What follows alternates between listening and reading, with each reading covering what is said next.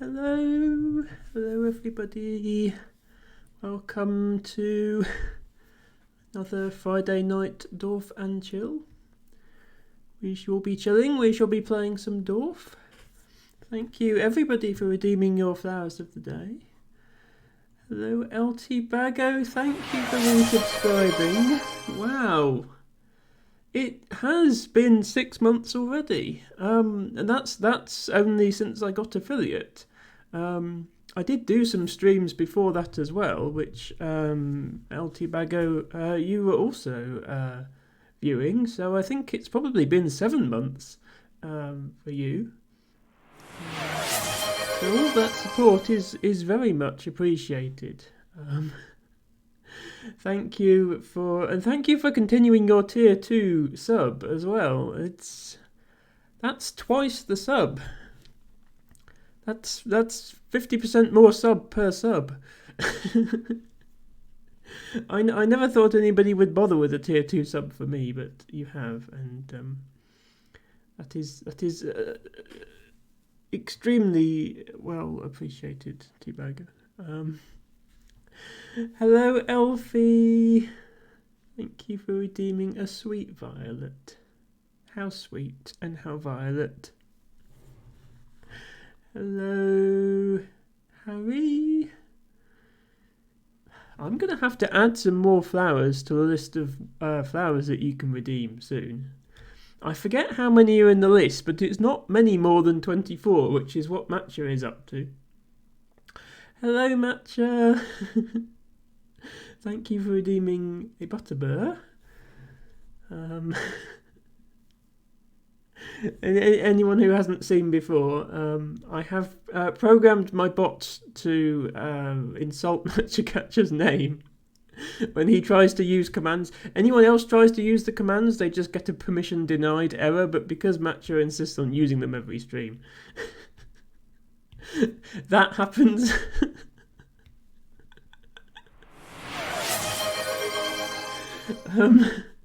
But hello, Matcha. Thank you for being here. Hello, Ophelia.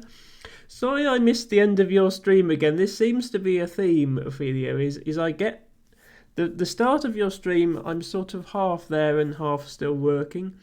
Then I go off to make dinner and get my own stream ready, and then at that point you've already finished. So apologies for disappearing halfway through. I hope the dorf was good and some tiles were placed and some tangents were had. I'm going to do a quick shout out to Ophelia6277. If you are a fan of Dorf Romantic, which I'm guessing you are if you're watching this stream, then you should definitely check out Ophelia's Friday streams because they are also Dorf Romantic. But that's not all she does. She is currently just started a playthrough of Siberia on her Wednesday streams, which was a ton of nostalgia for me because I did play that game when it was first released over 20 years ago. And yes, it's one of the classic great point-and-click adventure games, so I'm sure she'll enjoy that very much. Thank you for redeeming an Autumn Hawk bit. And hello to Carl Cinco. I assume I can just call you Carl.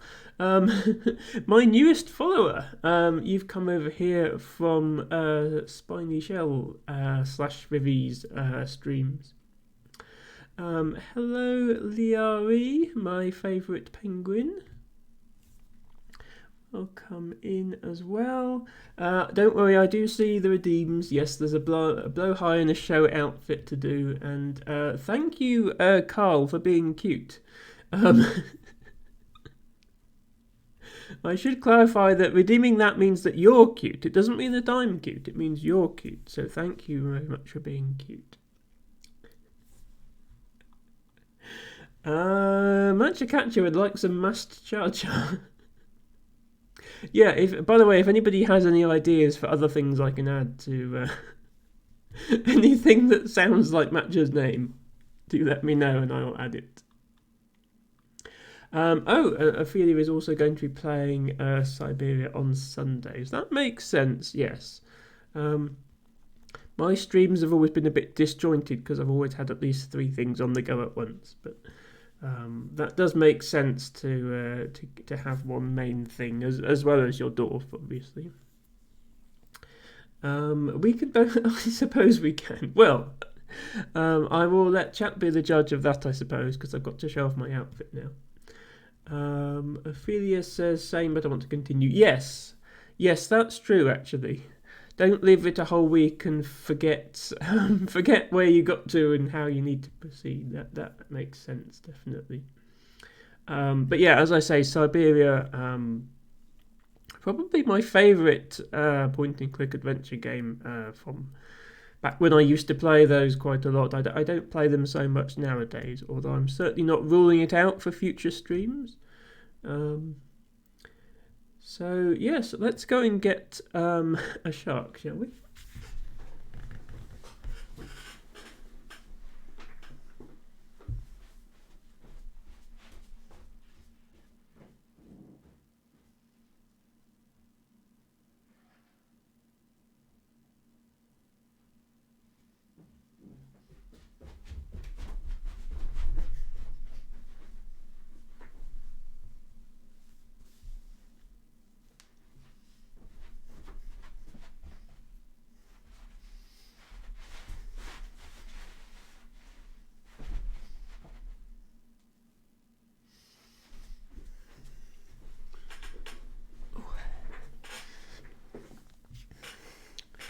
outfit and shark have been redeemed.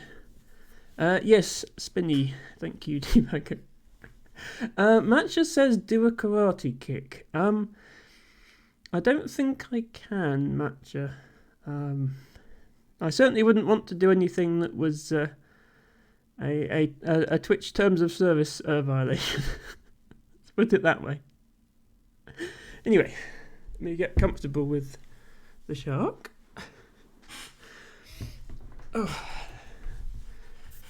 So Carl will not have seen this before. This is Blowhigh. He is soft and snug, and we love him. And he is from IKEA. And pretty much every stream, somebody will redeem Blowhigh, and then I will have to sit with him. And it's okay as long as it's a game where I don't need to see the keyboard particularly. Thank you, T-Vago. I'm not quite as cold today, so I don't need my cozy cardigan. So I can try something different. Anyway, yeah, I did promise people some dorf, so let's do some dorf. Let me get everything set up here. That would be that one, and that one. And we should probably have some sound as well, that would be nice. Okay. Sound is on. Carl says that's an awesome shark. Yes, so there is a meme about Blowhigh and trans people, everybody having one, but I think giant plushies are of all kinds are amazing, and encourage everybody to have one because, especially if you live on your own.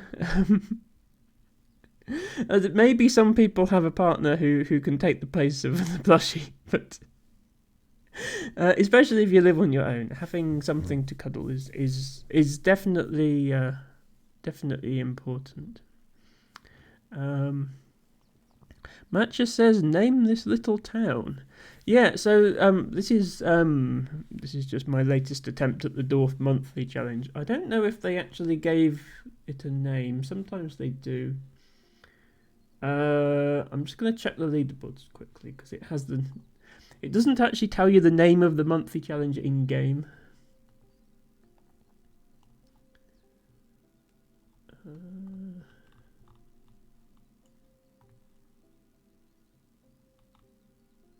Okay, it's just called bite-sized this month, which I suppose makes sense.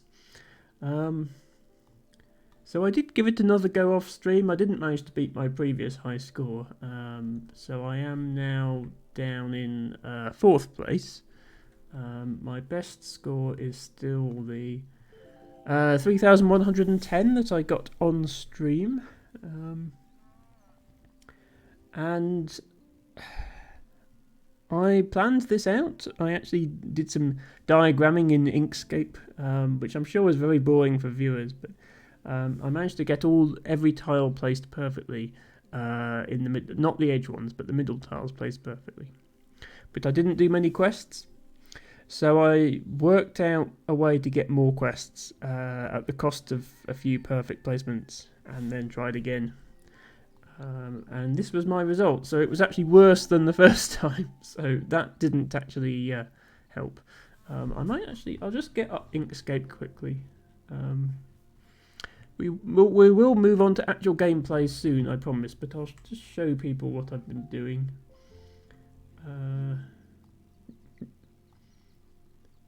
If I load this up.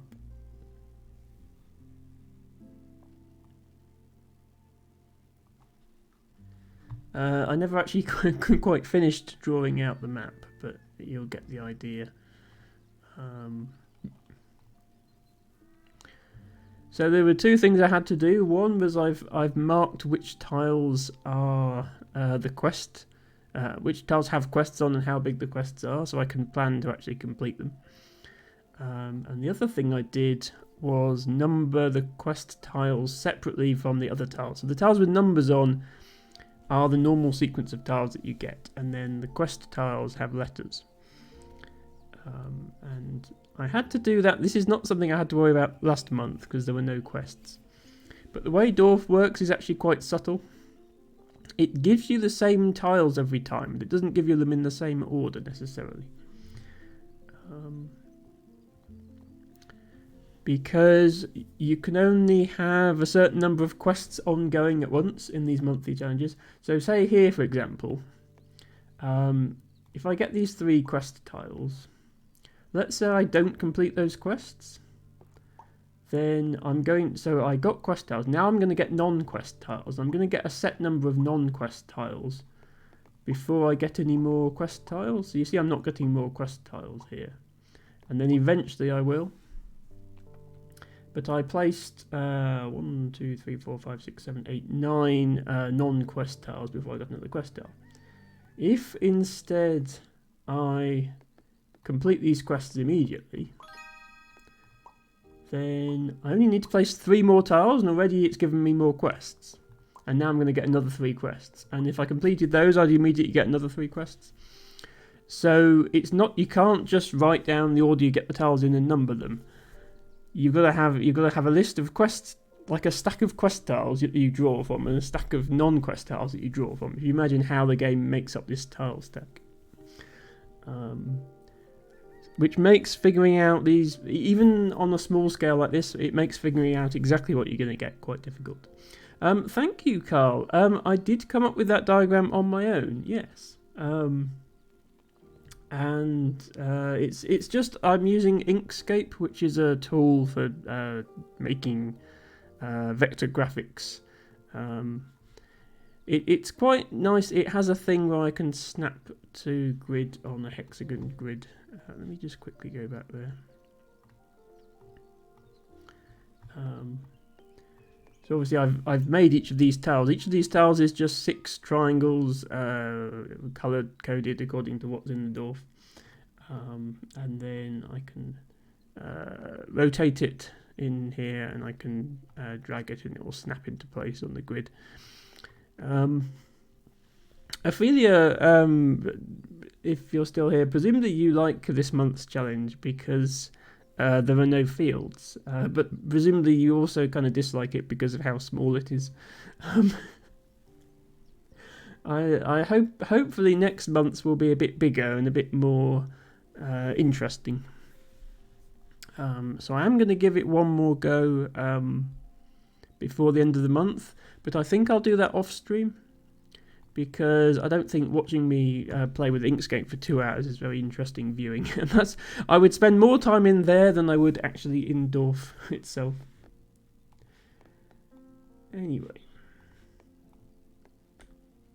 what we are going to do tonight, and what Carl might be interested in, is my big classic mode Dorf.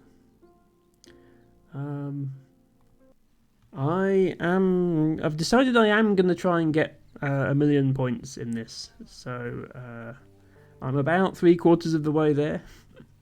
So that means quite a few hours of streams are sort of accounted for just by playing out the rest of this map. Once I get to 1,000,000, I'll stop. I don't know if I'll go for exactly 1,000,000, or whether I'll try to go for some other funny number around 1,000,000. I know Luke got to 1, 2, 3, 4, 5, 6, 0 points, and then decided to stop.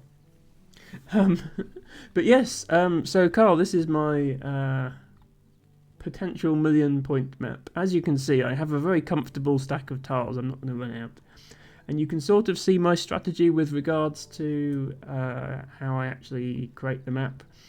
I've got an area where I put all the field tiles, an area where I put all the forest tiles, an area where I put all the houses. I put all the water, and where I put all the railways. And the railway area is by far the messiest area, as you can see. We have rails all over the place, and a network of rails that makes absolutely no sense. Hello, Piper. Welcome to Friday Night Dorf and Chill. My week was pretty stressful at work, but it's okay. We're here now. We can relax for a bit. Thank you for your various streams this week, Piper. They've been good to lurk in while I've been working. In particular, you had a go at playing my stream start music, which was nice. I have given Piper the sheet music for it, which I will share. I might share in my Discord at some point.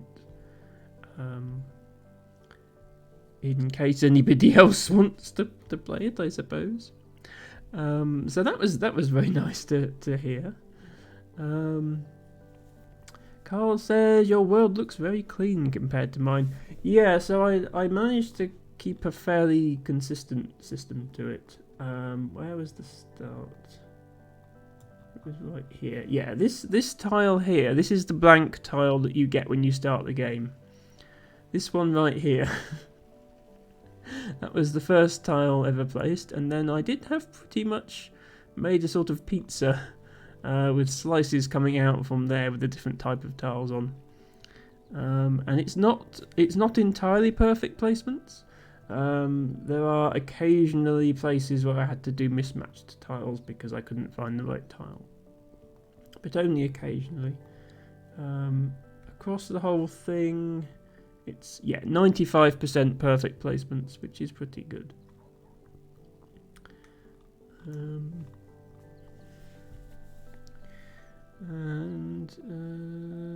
Piper says, yes, you did a short day today. So yeah, I'm pretty much just going to continue with this for the next couple of hours and read any chat that might come up. As I say, I've had a stressful week at work. I just need to chill out, really. The music, I think, is a bit quiet. Do let me know if the music volume is too loud or too quiet. I often turn it up while I'm playing casually, and then I can never quite get it back in the right place afterwards. Carl says, anything above 90% perfect seems to be enough for an infinite run, in your opinion, as long as you're playing well otherwise. Yes, so it is possible to get an infinite run with 100% perfect placements, although it does require a lot of planning. Luke Ainsworth did manage to get over 1 million points with all perfect placements. But yes, I think I'm confident at this point that this dorf can go forever, and I know Ophelia has an infinite dorf going. The most impressive achievement is getting an infinite run in hard mode, which Luke has actually managed now.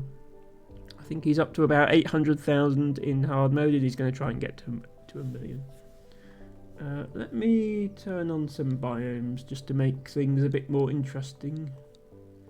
I usually have the biomes off, but let's try it with biomes for once and see if it makes the stream a bit more interesting. As you can see, the map is now rapidly changing colour. When it gets this big, it actually takes a while to load in all the biomes.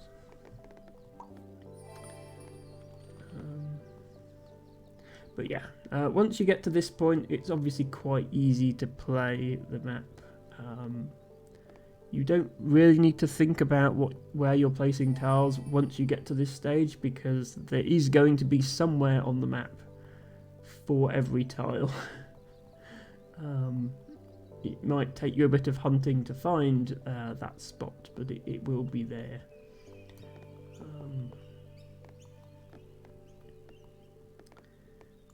The only other obstacle to an endless run is eventually the game will slow down because of the volume of tiles you're placing. And I am starting to hit that limit. I think people say once you get to a couple of million points it gets really bad, but I am already noticing quite a bit of lag when I'm placing tiles, especially if I'm highlighting a large area like this.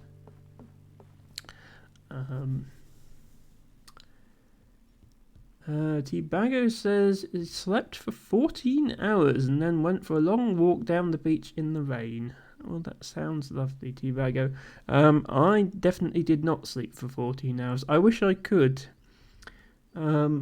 Yes, I struggle with sleep. And I know some of my viewers struggle with sleep as well and would also welcome a 14-hour rest. Sometimes I manage it, but not often.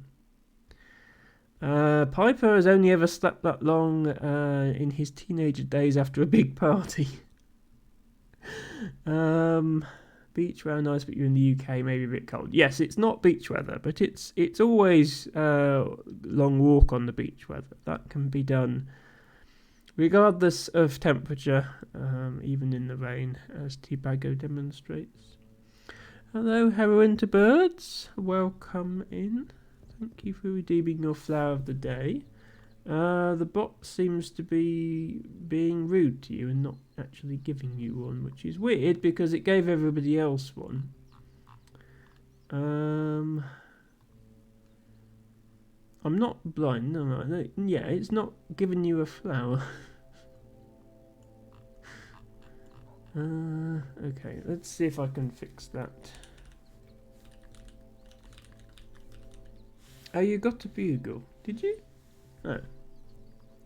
Okay, I can't see my own bot's messages apparently. Well, that's weird. Never mind then.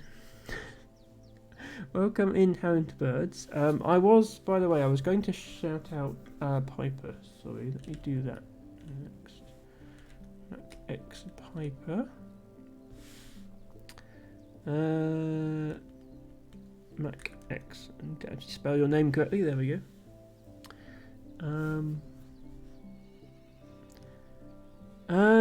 Is live most days of the week actually. I pretty much always see him on mid-morning when I check to see who's live.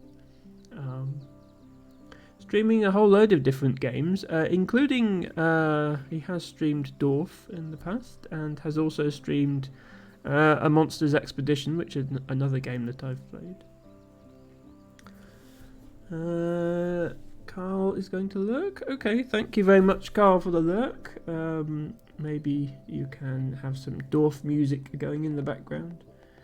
And yes, I should get on and actually start placing tiles at a pace. I'm sure many of my fans, and especially Ophelia's fans, will be familiar with the concept of slow Dorf gameplay, where we place only a few tiles at a time. But right now, I would quite like to actually make progress on my scoreline if I want to get to 1,000,000 points.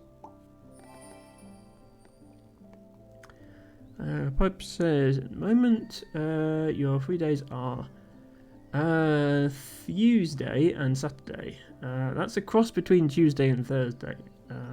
I think he meant Tuesday. But all short streams, 2 to 3 hours. Hello, Joe Adult Man. Welcome to Friday Night Dorf and Chill.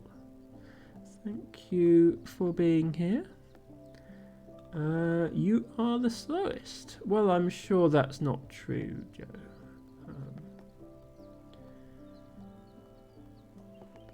I'm sure you could place Dorf tiles with reckless abandon if you so wish. But welcome.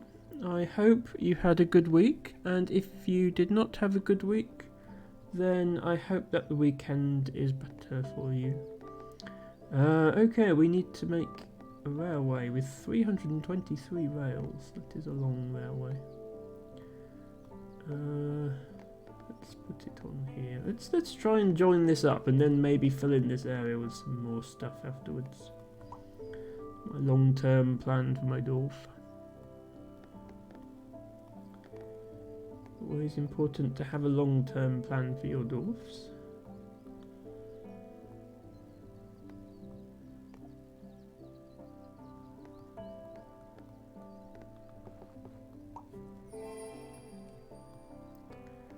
These Dorfs aren't going to romanticise themselves.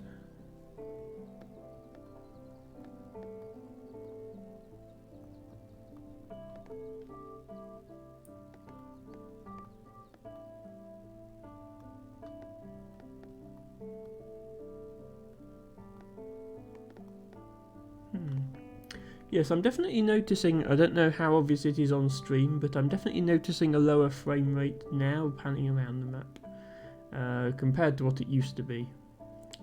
I think Ophelia is just starting to notice that in her playthrough. I do have a more powerful PC, but even so, there is a limit, which you're eventually going to hit.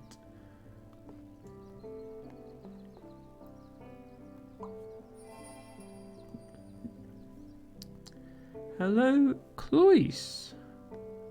Welcome to Friday Night Dorf and Chill. Yes, the bot the bot knows how much you enjoy anagramming and has given you a cowslip, which is an anagram of Cloyce but without the S and with a P and a W. Okay, it's not an anagram of Cloyce at all, but it's close.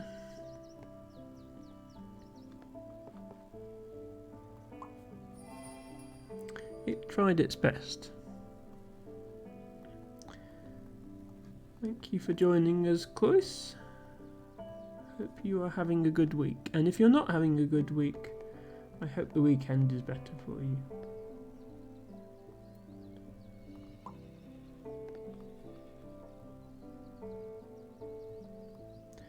This is a large dwarf. You are quite correct. It is my largest dwarf. I'm hoping to eventually get 1 million points, which I guess you have to do in the Dr. Evil voice. 1 million points. We are still some way away from that, but we'll see how far we can progress towards that goal today. Sibago says, I've seen bigger. Well, yes, anybody who's watched one of Luke's streams has seen bigger. As well as Lady M back in the day had over 2 million points in her dwarf. Yes, but Piper being German will be the first to point out that dwarf is actually German for village, and this has sort of gone beyond what you could call a village. And I've sort of built an entire landscape, not just a village. So it's not really dwarf romantic at this point. Maybe it's Stadt romantic or even something else, I don't know.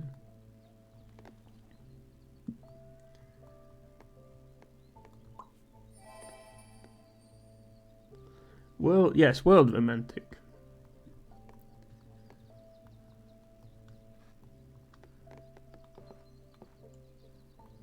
We're close to this quest, but this tile has a house on it, so it belongs over here. As I say, once you get to this stage, you don't really need to think about where you're placing things. Every tile has a place that it belongs. You just put it there. Apart from this tile, there is no right place for this tile. It's one of those extremely annoying ones. It doesn't fit anywhere.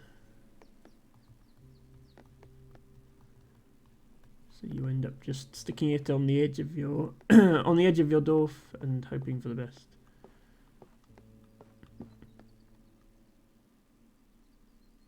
Let's put it there. We can join it up later.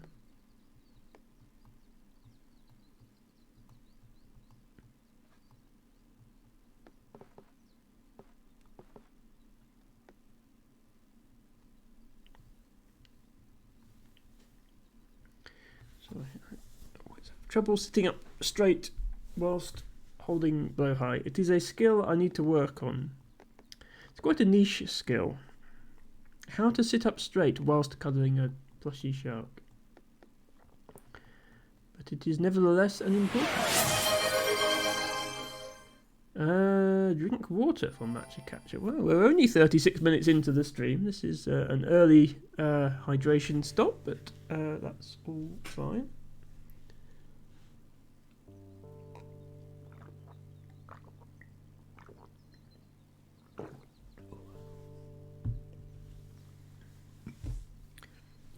reminder that proper hydration is for everybody, not just streamers. So if you have a glass of water in front of you, I encourage you to take a sip, and if you do not, then you should have one.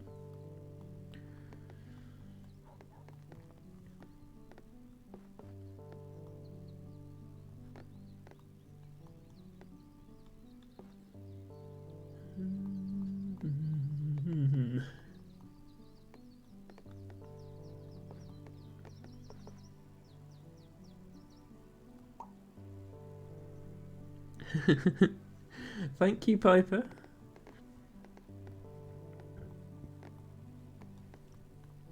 Thank you for hydrating and providing sound effects.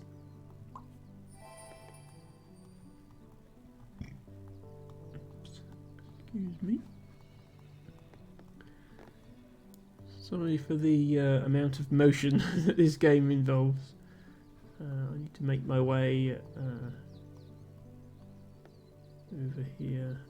Oh, this is an exact size quest, isn't it? And if I put it there, it'll fail that exact size quest. Yeah, it's eventually, when you get to this size, you have to just pick your battles and not complete every quest. That's fine.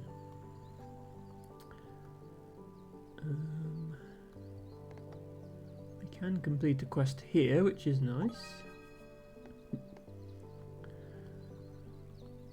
You can see I've got one area dedicated to fixed size field quests, and then another area dedicated to variable size ones. And the two, they're not actually connected. This whole section of fields here is not actually connected to this whole section of fields.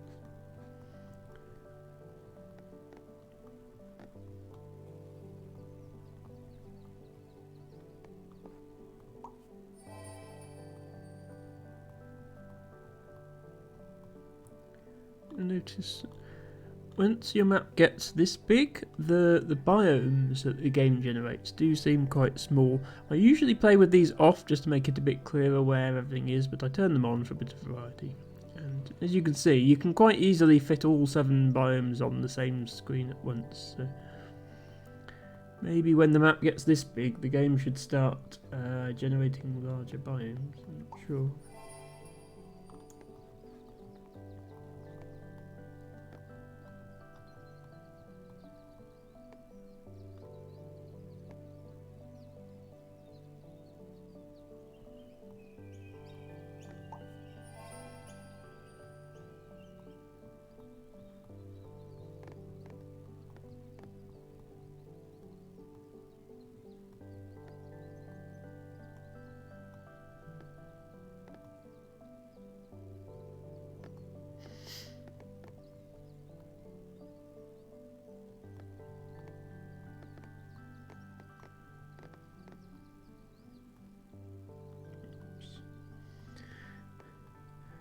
Yeah, every so often I get a big lag spike like that one now.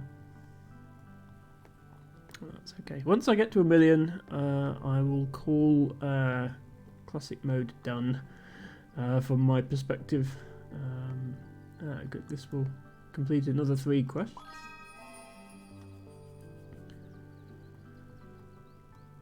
I'll still do the occasional bit of Dorf content to try out the different monthly challenges.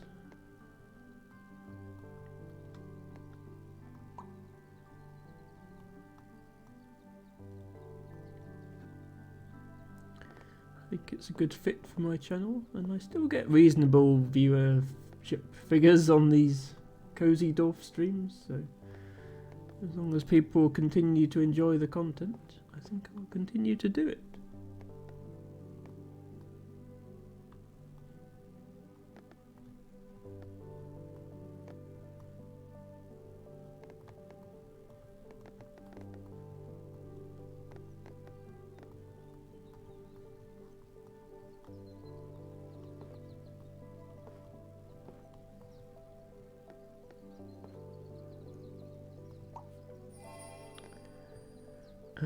Hello Minnow. Welcome in. Hope you are having a good week. We are having a little Friday night Dorf and chill. I supply the dorf and you supply the chill.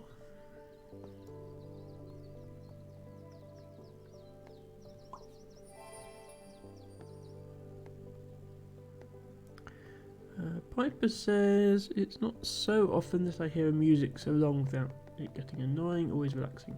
Yes, the Dorf soundtrack is good for... It's a good game soundtrack. You know, obviously game music inherently is going to be played in a loop repeatedly. And I think it works well for that.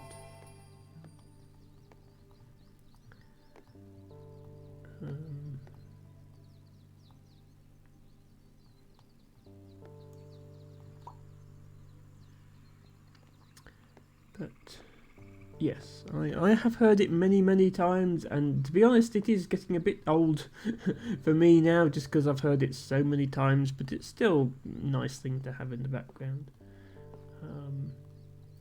At some point, I'm going to write some more music of my own to use on stream, which can be used as a background music for activities that don't have their own background music. If I'm talking about botany or something like that, rather than playing a game. I just haven't got round to that yet. I would want to write at least a couple of hours worth of music, you see, for that sort of purpose. So far I've written 5 minutes of music for the start of my stream. And that was tedious enough. Right, I'm trying to surround this forest entirely. You can see I've already started here. This forest doesn't actually connect, so this is all actually surrounded, and then there's just this bit. Once I've done all these quests, I want to surround it to get the bonuses from 1, 2, 3, 4, 5, 6, 7, 8, 9, 10, 11, 12, 13, 14, 15, yeah, 15 flags. That will give me an extra 75 tiles, so it's really worth doing. Hello, Melu says, thanks, hope your week is good as well. So, yeah, the way that my job works, February and March are the 2 most stressful months by far. I have a big workload at the moment. So my weeks are not great at the moment. But that just makes me appreciate these chill out streams more. I know that as long as I make it to Friday, then I can just play Dorf for a bit while people watch, and that somehow that's something that people think is worth showing up for, which is lovely.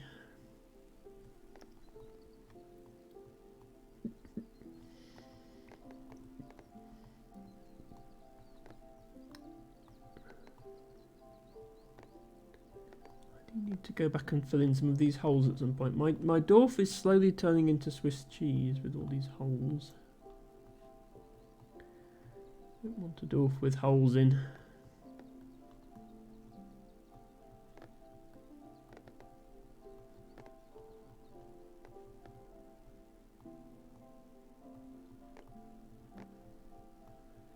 Just looking if there's a good place I can use this tile.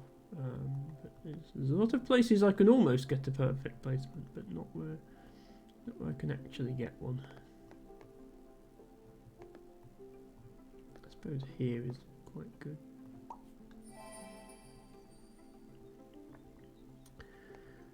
Emily says, oh no, hope the weeks go by fairly smoothly, definitely appreciating chill stream. That's alright. I've been in the same job now for 13 years, so I'm used to it. It's just the seasonal cycle. I do feel... I think I'm particularly badly affected by seasonal variations, I suppose, if you like. I don't like the winter when it's dark and cold and there's no sunlight. I think I'm particularly badly affected by that. My main passion is botany, which you can sort of do in the winter, but most of it needs to be done in the summer, or at least when the plants are out. So there's a big block of the year when I don't really do that. And my work is structured so that January, February, March is the busiest time. So I don't look forward to winter and I don't enjoy winter. But that's okay. Soon spring will be here and soon it will get warmer and the plants will come out and we'll have pretty flowers everywhere. And I won't be so busy at work, and then evenings will be light and I'll get sunshine and I'll be able to do field work again. I am going to have to think how that's going to impact my streaming schedule, because I started streaming in September really properly. So I haven't really considered yet how my streaming is going to interact with my botany fieldwork. I'm not going to have time to do both every week, I don't think. So it might be in the summer I will still do the Saturday and Sunday streams, but I might have to cancel the Friday stream because Friday evening I'll be doing fieldwork. Saturday and Sunday I can do fieldwork during the day, so that's less of an issue. I can still stream in the evening. But then if it's raining, sometimes I'll go out even if it is raining, but if it's particularly bad weather, then I wouldn't do the botany. So then I might as well stream. So I probably still will stream sometimes. And it will probably be quite short notice that whether I'm going to stream or not. So we'll see how that works and if anybody actually shows up to those streams. Elfie says, I think it's more because you are a great person and we like to hang out with you in the lovely chat. Well, thank you, Elfie, for complimenting the chat. Chat, did you hear that? Elfie thinks you're all lovely, which is very nice of a thing to say. Elemento says, I had a crazy morning myself, but the fun sort of crazy. Stressed out for games, adrenaline is still wearing off. Ah, okay. Well, if it's the fun sort of crazy, then that's not too bad. I'm glad you had fun. Piper says, sometimes I go to the solarium. One reason is side effects of medicine at my back too, but the light makes a good mood, but true, too much is not so good. Yeah, I partly just living in the UK and just... I think we forget in the UK, because we have a fairly warm climate because of the Gulf Stream, we forget how far north we actually are and thus how short the days are in winter. It's not as bad as, in being in the Arctic Circle and having the sun literally not rise during the winter, but we do have very short winter days. And it's easy to get a vitamin D deficiency in the winter in the UK. So I have to take supplements for that.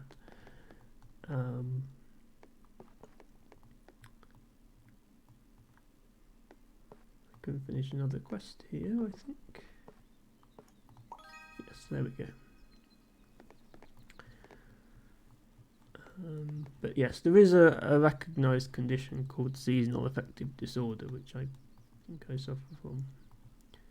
And I have a therapy lamp which has intense sunlight frequencies to try and help through the winter months.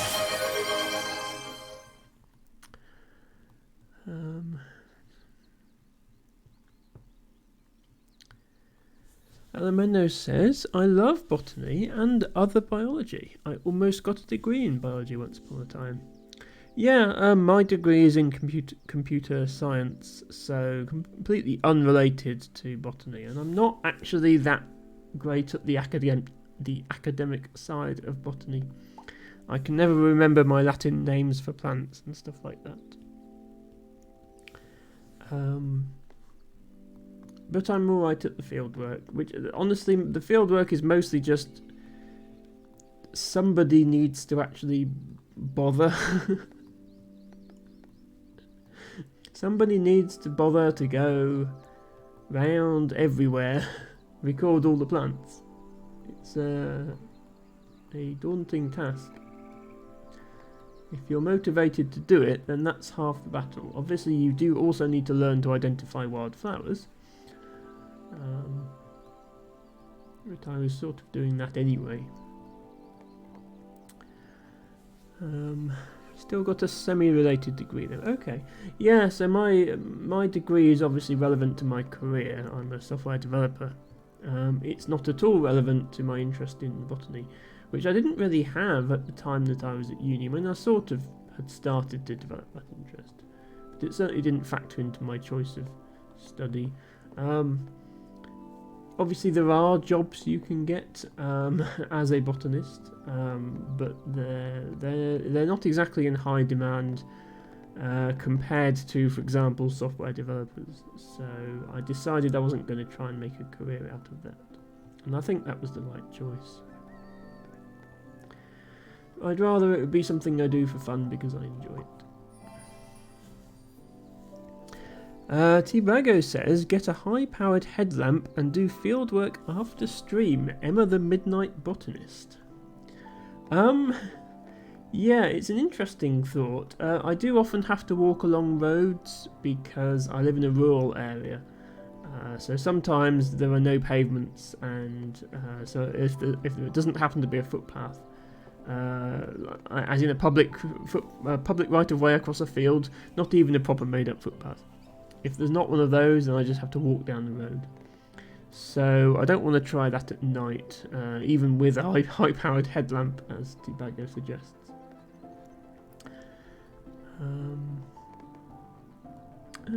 Piper also thinks that Elfie is lovely. This is very nice of you to say, Piper.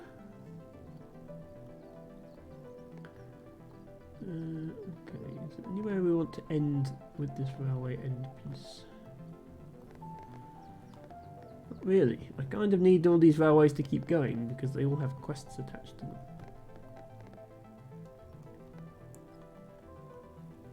So we can just stick this end piece somewhere that we don't need it. Like here, for example.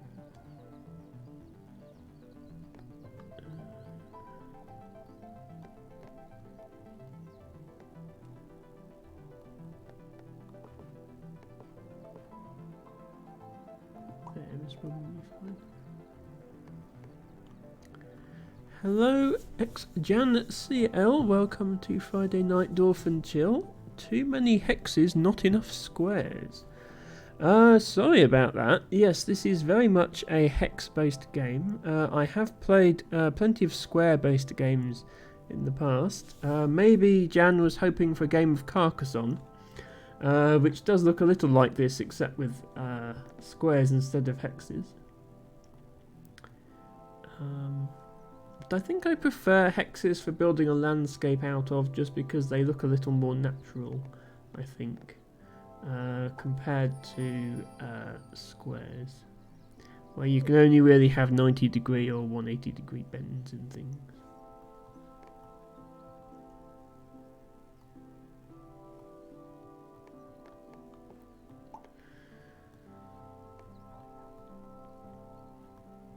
Let me see if I need this water with a field anywhere.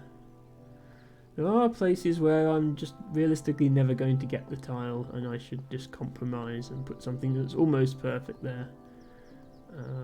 But because I've got this many tiles in my stack and I don't need to compromise, I'm sort of waiting as long as I can for something to show up. And eventually, if it doesn't, then I'll just go with it anyway.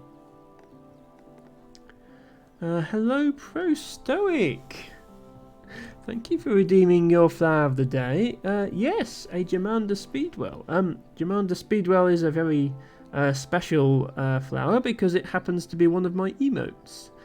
So if anybody's wondering what Jamander Speedwell looks like, it looks like that. And anybody who's subscribed can use it for themselves.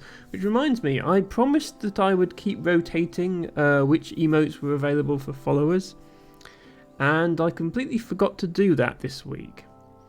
So apologies about that. Anybody who comes back for tomorrow's stream should find that the emotes have been rotated at that point, and you will be able to use different emotes as a follower. Don't worry, subscribers will always have access to the full range of Emma emotes at all times. Emma says, you are awful with names too, and also botany jobs are definitely not in high demand. Yes. So somebody I've worked with, who is the county recorder for North Somerset, has done some field work for pay, but it's certainly difficult to make a living on. In their case, they have another income in the household, so it's not such an issue. LT Bago says, I wonder if I made up the Latin names when I do the book redeem, if Emma will notice. Well, Emma would certainly notice when she went to look it up in the index and found that it wasn't there, Tibago. You would be able to get away with it up until that point. I certainly haven't got all the names memorised. I think I'll just fail this quest. I don't need it. That important. Fixed size water quests are a bit annoying to do when all your water is joined together into one giant river system, as mine is. So we'll just pretend they don't exist.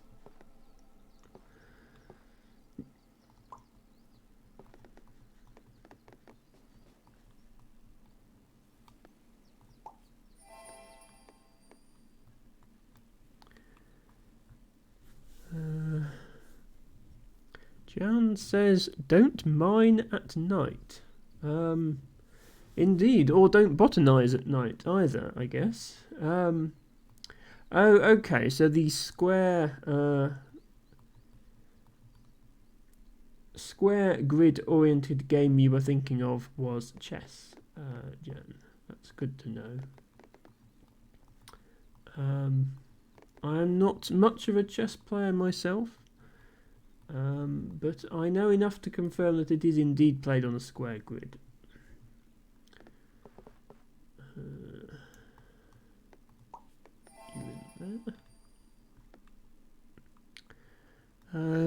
Joe Adult Man, thank you for redeeming your second flower of the day, a long-headed poppy.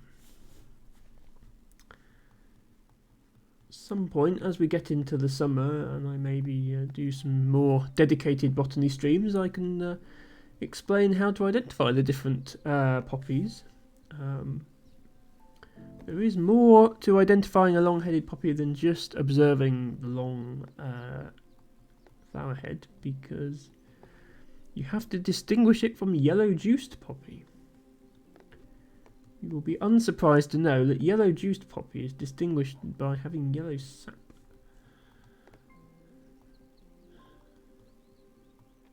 It's actually a very good idea put forward by Spiny Shell in my previous stream. Because I was talking about how I wanted to do a proper botany live stream, as in I wanted to go to a nature reserve and stream from there and actually go around identifying plants and sharing that with my viewers. But mobile internet just really isn't good enough here to do that, certainly not anywhere that there's nature reserves. And Shell had the idea that I could pre-record something and then commentate over it on stream. So once we do get into the summer and all the plants are out and the evenings are long, I might try that. I'll put together a video and then commentate over it on stream, but I'll pause it and bring up other things and explain how to identify everything and stuff like that. So you hopefully have that content to look forward to in the coming months. I know it's not everybody's thing, but I think it would be nice if I could share my passion for botany with the world, and this is the obvious platform on which to do it. It's not the reason I started streaming, that was to try and build my self-confidence, but it's certainly something that I can do with that platform now that I have it.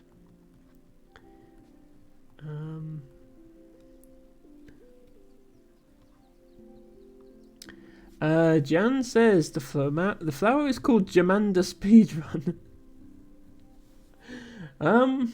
Almost. So yeah, so speedwells are a whole family of flowers. There are at least a dozen different ones just in the UK, and obviously many others elsewhere. And yes, it's called Germander, not Jamander.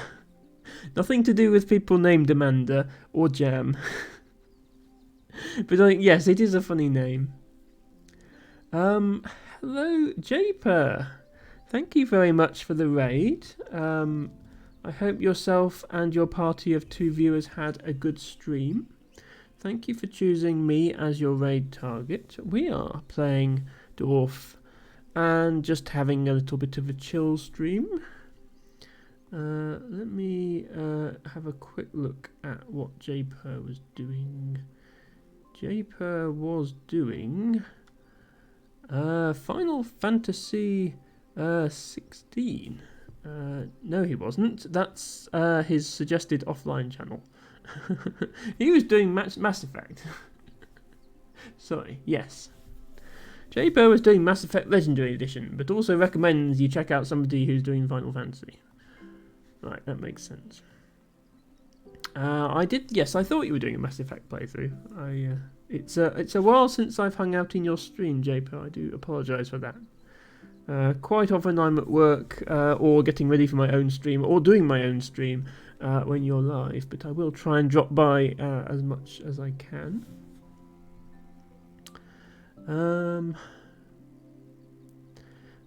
Yes, to do this change follow. No, don't worry. I'll do it straight after this stream, Matcha, so it will be ready for tomorrow's stream, I promise.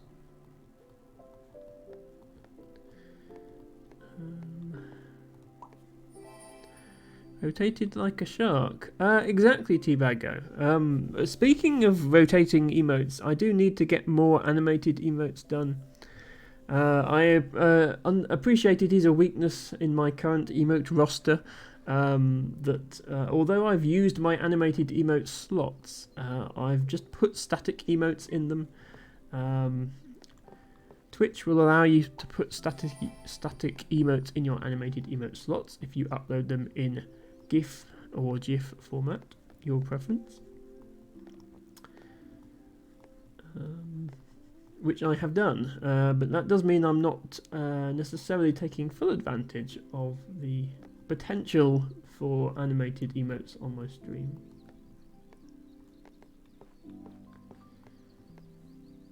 And I would like to get some. I might get a spinning Emma emote or a spinning blowhigh emote, or otherwise cause my emotes to spin in some fashion in the near future. You know, you got to incentivize people to subscribe. You know, by dangling these awesome emotes in front of them.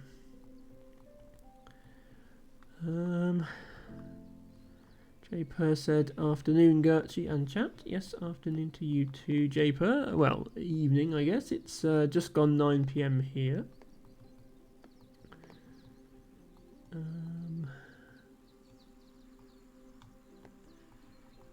Must be somewhere for this piece to go. As you can see, I am sort of trying to keep my dwarf shaped like a regular hexagon. You can see this side is supposed to be straight, and then this side is straight, and then this side is straight, and then this side is straight. It's just that the other two sides with the water and the railway on are anything but straight. And I've sort of failed in my goal to have a regular shape on those sides, but let's just not look over there.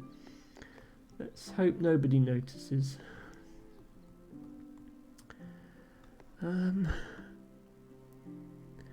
Piper says, welcome, Raider. I suppose, yes, it was Japer and one other person, or 2 other people. I'm not sure how it counts it. More Mass Effecting still in the second game. Yes, so I've never played Mass Effect myself, but I would like to at some point. It does sound like a very good game from what I've heard. I know Ophelia is also planning a Mass Effect playthrough on her stream. And hello, it's Colo, one of the big streamers that I follow and a lot of other people follow, is well known for having done a Mass Effect playthrough, so there's certainly a lot of Mass Effect playthroughs out there.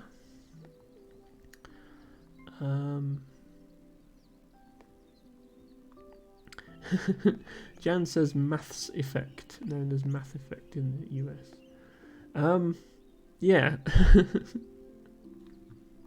That's a mod for Mass Effect where you just have to solve equations all day.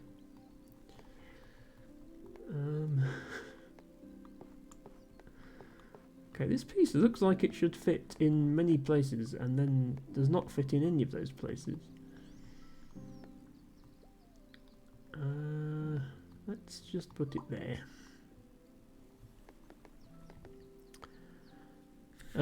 Don't go over there, 'tis a silly place, says LT Bago. Well, a lot of the best streams are silly places in my experience. This stream gets a bit silly sometimes. Maybe not quite that same level of silliness, but you know. That is not in itself a reason not to recommend a stream, for sure. Not sure if it counted or not since you've seen 0 videos times. Yeah, well, I always watch my own stream through the creator dashboard, so it always says at least 1. But it's nice if it says more than 1, certainly. Maths Effect. Describing orbital dynamics of a 2-mass system and the effect a third body entering it would have.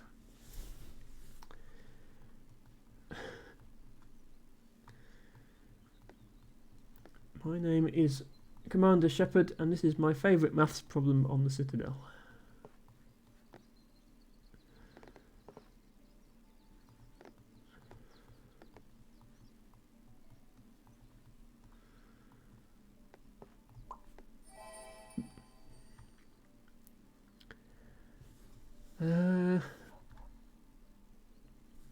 Piper says, silly and serious must be in a good balance, I think. Sometimes hard to find it. Yes, well, I think your stream has a good balance, Piper. It's mostly serious, but then every so often you get dancing sheep. Which definitely adds a little bit of silliness to it. More than 1 is a goal. Yes. New viewer goal. Have viewers. I can definitely relate to that. I am very fortunate now that a few people, I think I'm averaging 11 or 12 viewers a stream these days. I'm very fortunate that people enjoy my content to that extent. But it was difficult getting going in the first few days when it was basically me, T-Bargo, Dustin, and maybe 1 or 2 other people would show up. You've just got to stick with it, and in time things might change. Oh, LT Bago says, I meant your Dorf's wobbly edges, not the other stream. Yes. Yes, this is definitely a silly place, for sure. I would not like to live here.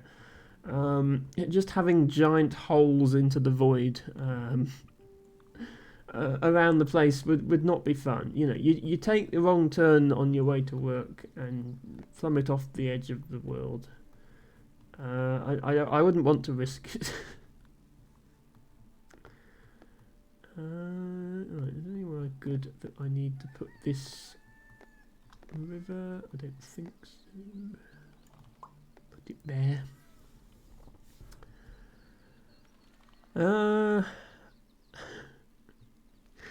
Jan says, I wish I had a 3-body problem. I don't even have a 2-body problem.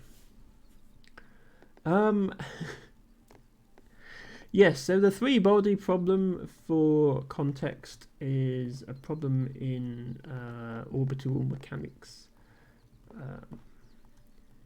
It's basically saying that there is no closed form solution for the equations of gravity when there are three objects experiencing each other's gravitational attraction. When there's only two objects in the system, so you're trying to model a planet with a moon around it without considering the star it's orbiting or any of the other things in the universe, then you can write a precise equation. But as soon as you introduce more objects, in particular, for example, if you're trying to model the solar system, then you don't have exact equations. And what that means is you have to use numerical methods, and then numerical error blows up over time, and you get chaotic behavior, and so on and so forth. I think Jan was alluding to a number of sexual partners, perhaps, which the Venn diagram of people who have threesomes and people who are nerdy enough to explain what the three-body problem is, I think is probably two disjoint circles. Hello, Ren! Welcome in. Thank you for redeeming your flower of the day. You have a ground ivy. Nothing to do with regular old ivy that grows in up trees and in hedges, by the way. Ground ivy is completely... looks different, isn't related, has different flowers, etc. I don't know why it's called ground ivy, to be honest. So yeah, I have decided now I'm committed to closing off this forest in order to get these bonus flags. For that reason, I'm not going to put new quests into this forest. I'm starting a new forest for my quests. Even if, as in this case, it means I have a 6,527 trees to place before I can complete this quest. So we could be here a while. But that's okay. We might even get to 1,000,000 points before that quest is satisfied. You never know. Viewers don't know. Yeah, thank you for the pun, Jan. Dustin coming in the clutch again. Dustin frequently comes in clutch. He hasn't been coming to my streams all that often, but that's because of he is hard at work studying. It is definitely deserving of respect from me. Always appreciate him when he is able to be here.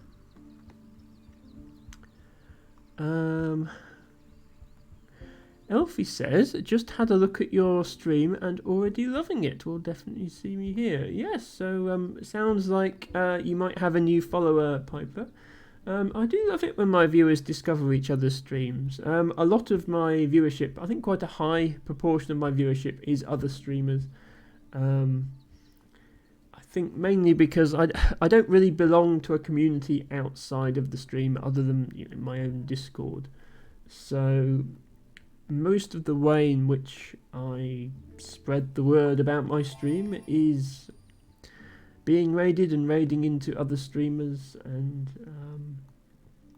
so typically it's the streamer themselves who is the first to know about my stream, and then maybe their viewers come along for the ride at some point as well. I've got all these fixed size house quests that I really don't want. I want the plus quests so that I can put them all in one big area. So I'm just going to fail all of these. When you fail a load of quests, the game will give you new quests, and I'm hoping it's going to give me ones that I actually want. That's the plan.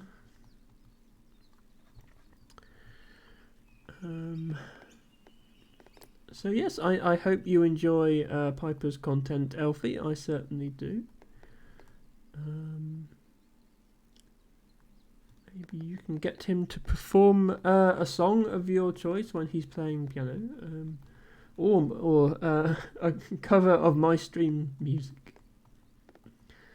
But he doesn't just do piano; he does many games as well.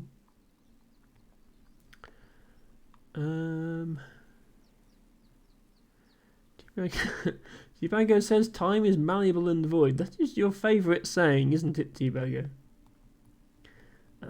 It is very true, though. Numeric slander. I'm not trying to say that numerical solutions are inferior to closed form algebraic solutions, Jan. I'm just saying that it's something that comes up if you try to simulate the behaviour of an astronomical system, such as the one we live in. You have to make sure that the precision of your simulation is adequate for the time you are simulating over, otherwise you will get effectively chaotic behaviour and you'll have no idea what's going to happen, and the simulation will tell you that there's an asteroid on a collision course with the Earth when there isn't. Or worse still, it'll tell you there isn't and there is. So, you know, these are things that people do that are quite important.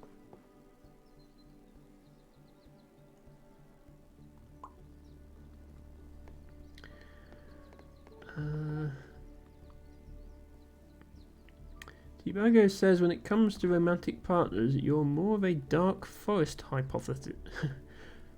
Sorry. I don't usually have a speech impediment, but I'm tired. When it comes to romantic partners, I'm more of a dark forest hypothesis kind of guy. That sounds a little depressing, T-Bago. Hypothesis. Yeah.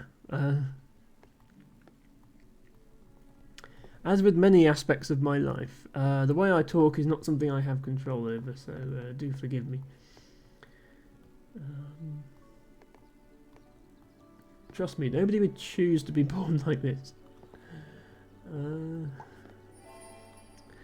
Jan says, meanwhile, I never come in clutch, because I drive automatic.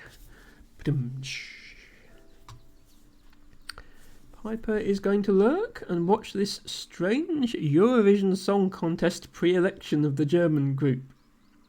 Sometimes funny what they choose. Yeah, I don't really watch Eurovision.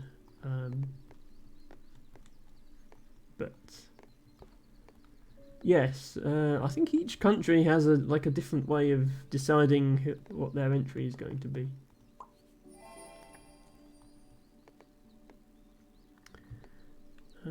See you later, maybe look for now. Yes, well, thank you for dropping by, Piper. Enjoy the rest of your Friday night, and yes, bye for now. How are we doing? 730. Oh, we've only done 3,000 points so far. It's not quite as slow as an Ophelia stream, but I'm not far off, to be honest. I've been had a steady stream of distracting chat, which is fine. I enjoy the distracting chat. It's what motivates me to do this in the first place.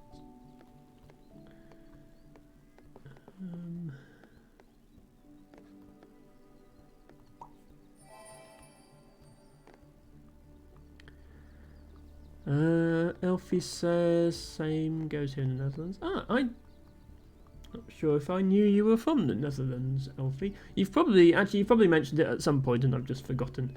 Because I'm terrible at remembering things about people. Well, I'm terrible at remembering things in general. But yes, a lot of countries do the same thing, I think.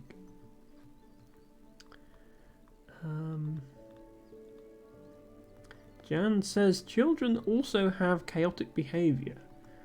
Do you hate children? They certainly do, and yes, Jan, I do hate children. Thank you for asking.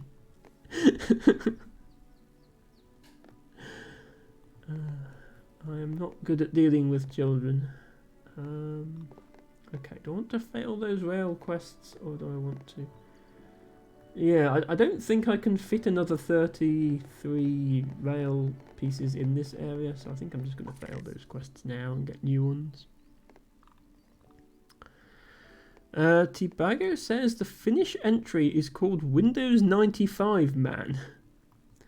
Yeah, the Finns are often a bit out there when it comes to Eurovision entries, and music in general. I look forward to hearing Windows 95 Man.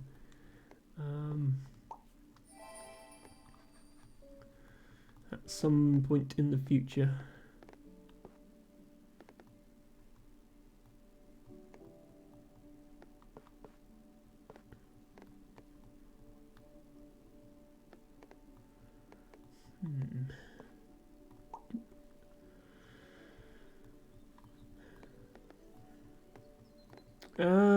Jan is upset that I don't like children. It's okay, not to worry.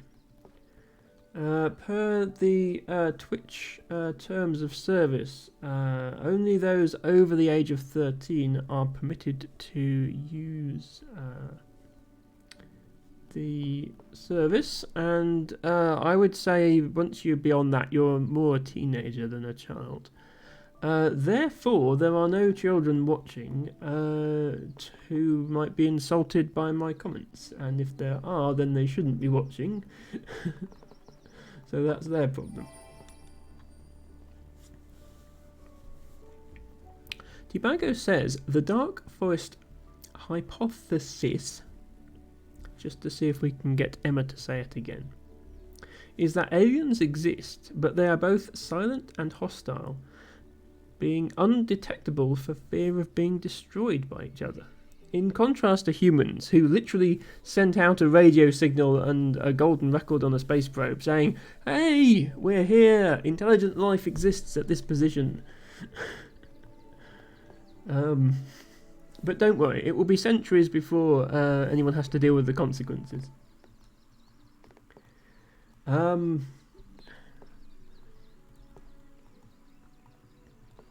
Which, yeah,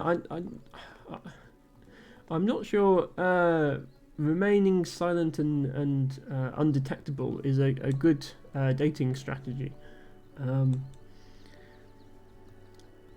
But maybe if you fear if you fear being destroyed by potential partners, then it would certainly make sense to employ that strategy in those cases. I'm sorry to hear, Tibago, that that's how you feel. I would like to reassure you that there's somebody out there for you who is not a hostile alien, and does not intend to destroy you. Hopefully this can be some reassurance for you.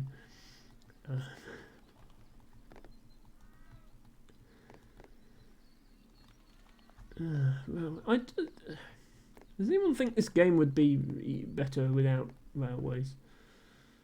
Let's end that one there. Okay, yeah. See, it's given me another fixed size quest for railways. I can put it in this area though, so it's not too bad. Jan says intelligent is a stretch. I would classify as an intelligent species, Jan. That's not to say that all members of our species are intelligent, or even the species' collective behaviour as a group may not be intelligent. But we definitely have the potential for intelligence, and it's up to us whether we realise that potential or not.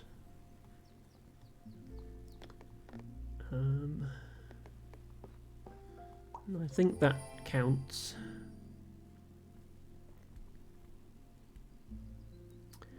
Tibago says, in a move maybe a little too lewd for a Gertrude stream, much like the Roman Empire, Tibago would like to be destroyed by Goths. I mean, you and me both, Tibago. I suppose the dark forest hypothesis would work for that, because a dark forest does sound like the sort of place where you would find goths.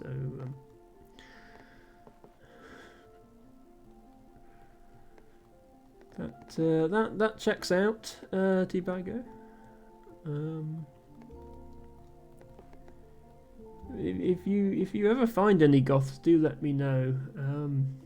I haven't seen proper goths around here since the 90s.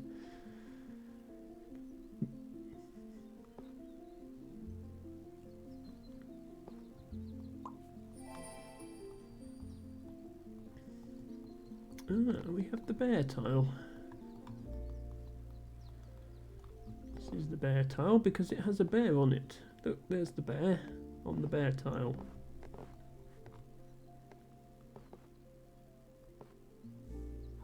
There's a bear on the bear tile. There's also 6,535 trees on this tile, so it could be here a while.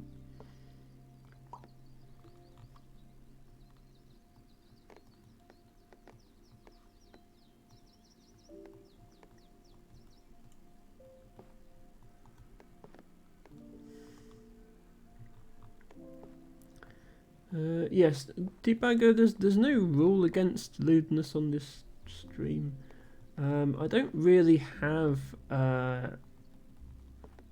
chat rules at all. I mean, there are things that I don't want here, but they're also against the Twitch terms of service, so I don't have to say that they're not allowed, because they you should know they're not allowed. I won't bring up lewd topics myself because I'm asexual and they just don't occur to me to bring up. But I have no problem with other people bringing them up.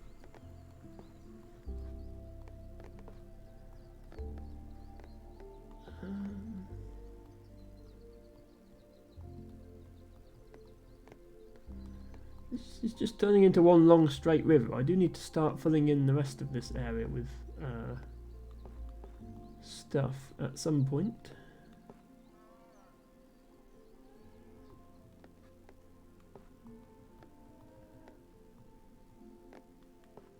Suppose we should be working towards these quests, maybe. Yeah, let's do that.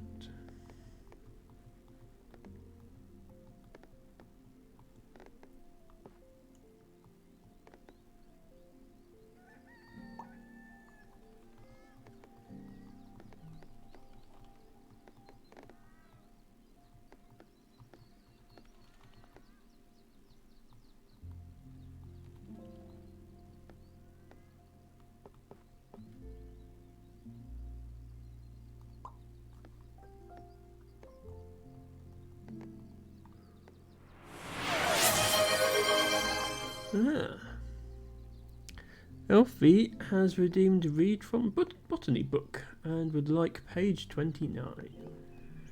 Well, I'm happy to oblige, Elfie. Let me just find a spot for this tile, and then we'll do a little diversion from the dorf. Tibago says, being somewhat of a heavy metal enthusiast, you do often see goth-like people just out and about. But just out and about. Yes, it's definitely much more of a niche subculture than it was 30 years ago. I feel old now. Okay, let's take a quick break from the dorf. I'm trying to think what's on page 29. That's near the start. It might be poppies, actually. In which case, my promise of explaining long-headed poppy might come sooner than expected. Let me have a quick drink as well.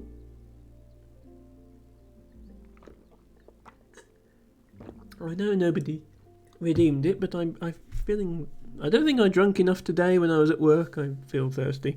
What I need is somebody, some way of getting channel point redemptions while I'm at work, and people can tell me that I need to hydrate. Probably still the introduction. I think when I put the page range in the redeem, I did make sure it wouldn't be in the introduction. Oh, actually, yeah. Elfie, if you look at the text on the redemption, it says choose a number between 34 and 1465. So actually, page 29 is still in the introduction. Just think of another page number. 68, okay. One away, come on. 69 was right there and you went for 68. Okay, let's do that.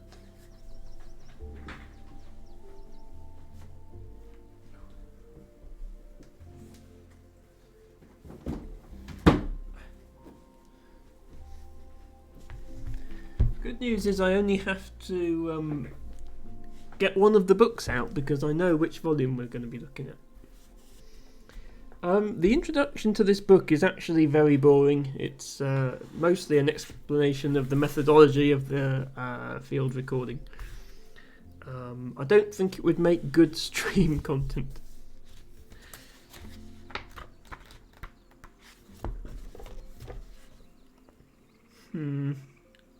Yes. Yeah, page 29 is not exciting. Jan loves methodology. I mean, I have done explanations every now and then of the sort of field work that I do, but they've always been quite sort of short interludes. I am going to do much longer botany streams, Jan, once we get into the summer. And I can absolutely go into more detail on methodology then. But yeah, while we're ostensibly playing a dorf and chill stream, I'll keep it relatively short. I think it would take me about 20 minutes just to read this page. Okay, so page 68.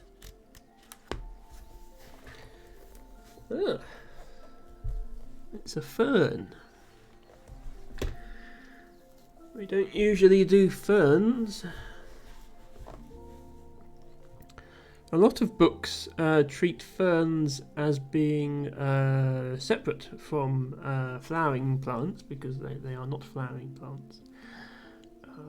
They are vascular plants, so you have vascular plants here, and then that splits into ferns, quillworts, club mosses, and then flowering plants all here.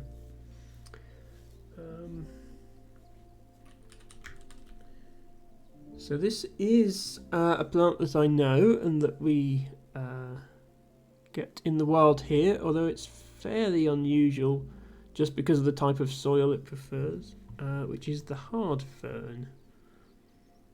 So let me find a good picture of it. I think this one is good. And then let's get this switched over. There we go. Ren says ferns have spores, right? And you are indeed right, Ren.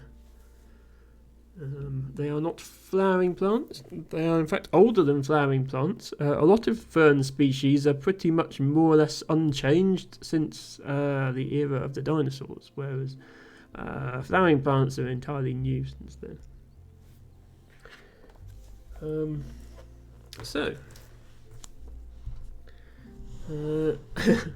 Allow me to butcher the Latin pronunciation again. Blechnum spicant, hard fern. An evergreen calcifugous fern of damp, peaty or loamy soils. often on ditch banks in deciduous and coniferous woodland and heathland. In suitably wet climates, it extends onto open moorland, streamsides and hedgerows. So we don't have much of that habitat in Somerset. We don't have much open moorland, and what we do have doesn't have hard ferns on it. But we don't have much of the right type of soil either. But we do have coniferous forest plantations, so artificial forests, just tree plantations, that have accumulated the right type of soil over time, so they have hard ferns in them. Although still widespread and abundant over much of Britain and Ireland, this species declined through the latter part of the 20th century in central and eastern lowland England and central Ireland due to the woodland clearance and the conversion of lowland heathland to improved pasture. So yes, it hasn't particularly declined here because it wasn't really here to start with, but yes, if you look at the distribution map now, there's a big hole in southeast England where it would have been much more common once.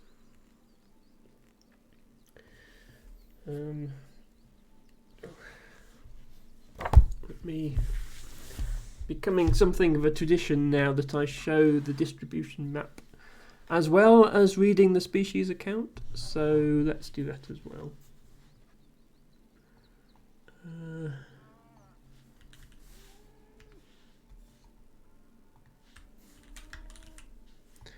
Yes, a lot of books will only give you wildflowers. Often you'll have to buy a separate book just to get trees, even though most trees, non-coniferous trees, are flowering plants.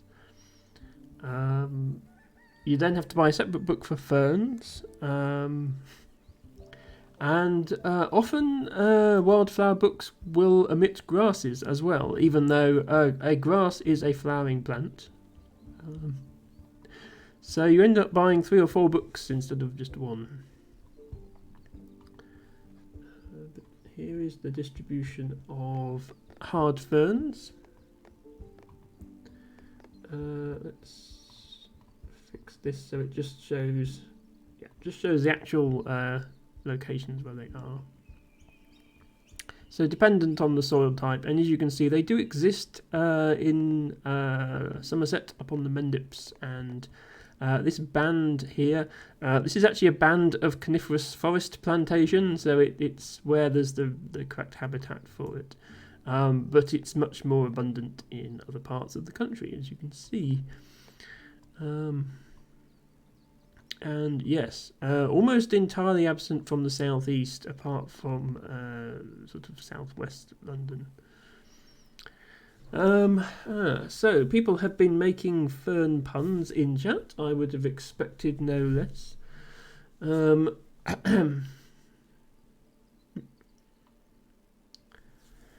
Debago says, is it in a gully? You would typically find ferns in gullies. I think people are probably doing references that Emma does not understand. That's fine. But yes, ferns do have spores, as Ren said. Debago said, I do enjoy a loam, just a leaf. Is that a hard fern, or are you just happy to see me? This is a hard fern. They're not particularly hard. I would say the leaves are roughly as hard as any other fern. There is a fern called soft shield fern, so I guess it's named in contrast with that. There's actually 2 types of leaves. There's vegetative leaves, which are just leaves, and then there's the spore-bearing leaves. One of them grows sticking up, and one of them grows out. And if you look at them closely in real life, you can actually distinguish them. It's not really obvious from this photo. Japer says, sword fern. I believe that is a different fern. it might be one that looks similar. Yes, so the sword fern, Polystichum munitum, looks very similar to this. However, it's native to North America. So yeah, evergreen perennial fern, Pacific coast from southeastern Alaska to southern California, with also populations in northern British Columbia, Canada, South Dakota, and Guadalupe Island. So yes, it is not a sword fern. It is a similar fern from a different family that is native to the British, to Britain and Ireland, as opposed to sword fern, which is native to North America. Obviously, it has been brought across to this country and might be found escaped into the wild in this country, but it is not native here. J. Purr says, yeah, we have those around here, sword fern or Boston fern. Then we get the Oregon ferns from out west. Okay, yeah, I am certainly not... I know a decent amount about British ferns, but I do not know anything at all really about American ones. So, yeah, the Oregon fern. Okay, yeah, so that's a Woodsia oregana. Which is more like a traditional fern-shaped fern. People think of ferns as having that fractal shape, where one frond branches into many fronds, which branch into many fronds, which branch into many fronds. And actually, not all ferns do that. This one just branches once, so you have leaf and then branches. But woodsias, such as the Oregon fern, they branch and then branch again, and branch again. And there's one that's native in the UK called a lady fern, which is of that type. So called because it's particularly dainty. Let me find the right picture in a minute.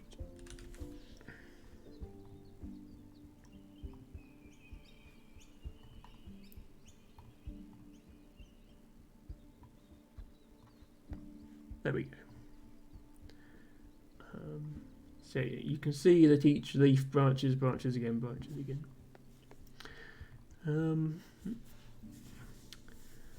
Ren says, are some parts of the map just empty because of lack of data as opposed to lack of ferns?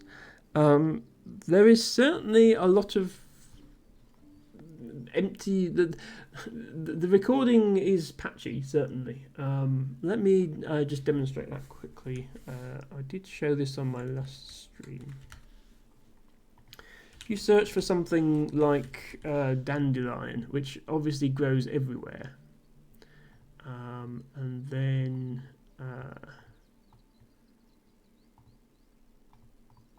ask it to show you all the grid squares where they've been recorded. You can see that anywhere that's not filled in here, it basically hasn't been recorded, because you would find dandelions somewhere in the square.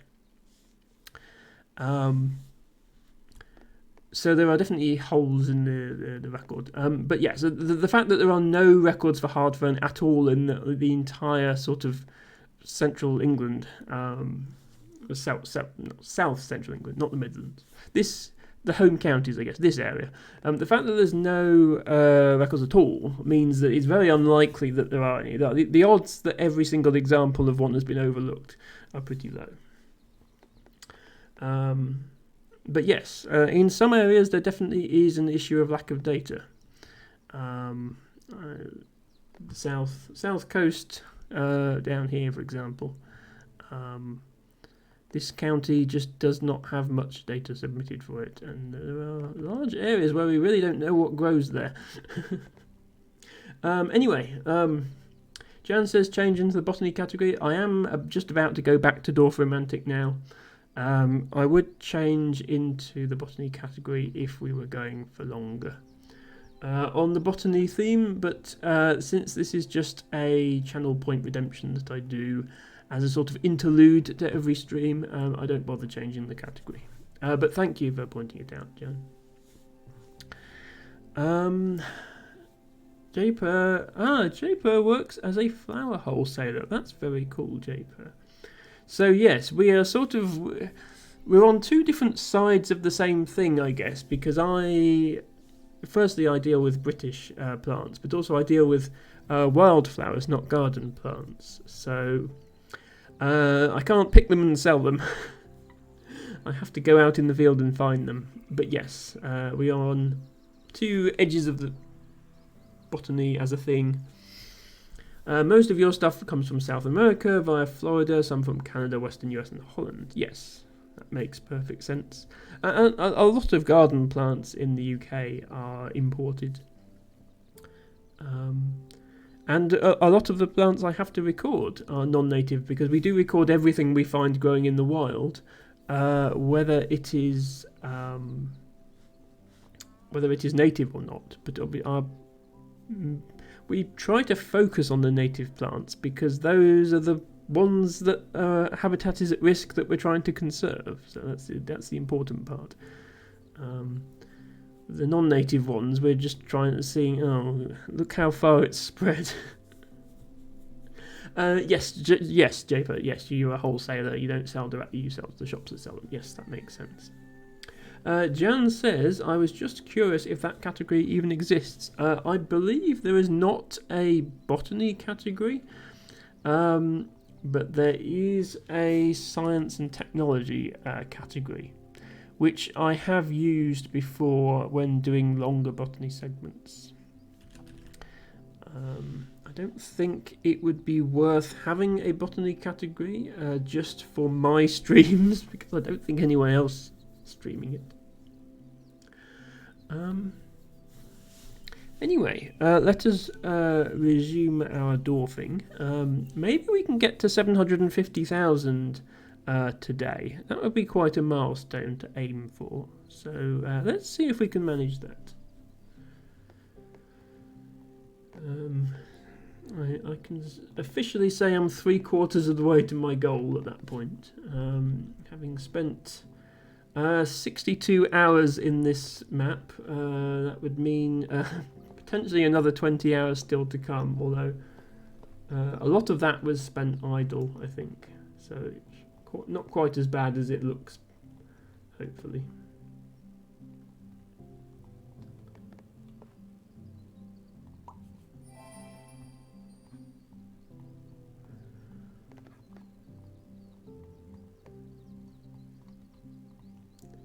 Yes, botany class over. Matcha is relieved to discover. There will be a test at the end of the year, so I hope you're all taking notes.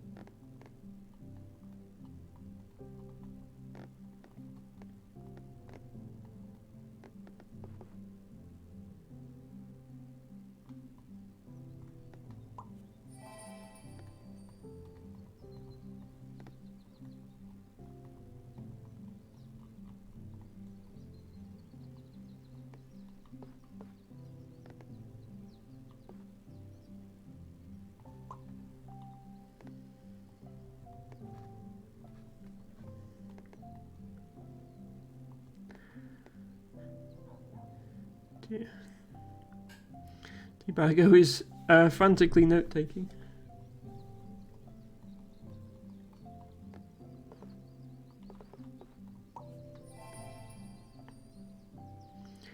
Matchcatcher says, I wonder what the population of this land is. Yeah, well, I'm not counting all the houses, Matcher, to find out, but there's quite a lot of them. So, yes.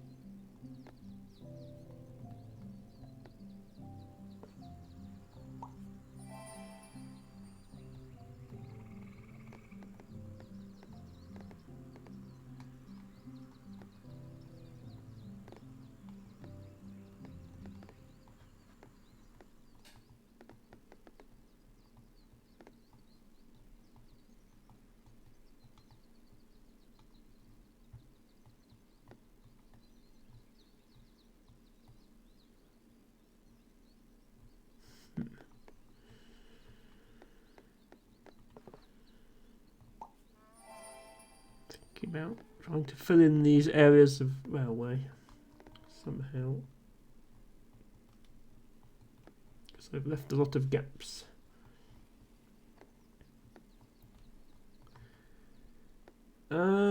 Tibago says, even if you count all the houses, there's no way of telling how many people live in one house. Well, exactly, Tibago. Some assumptions would have to be made.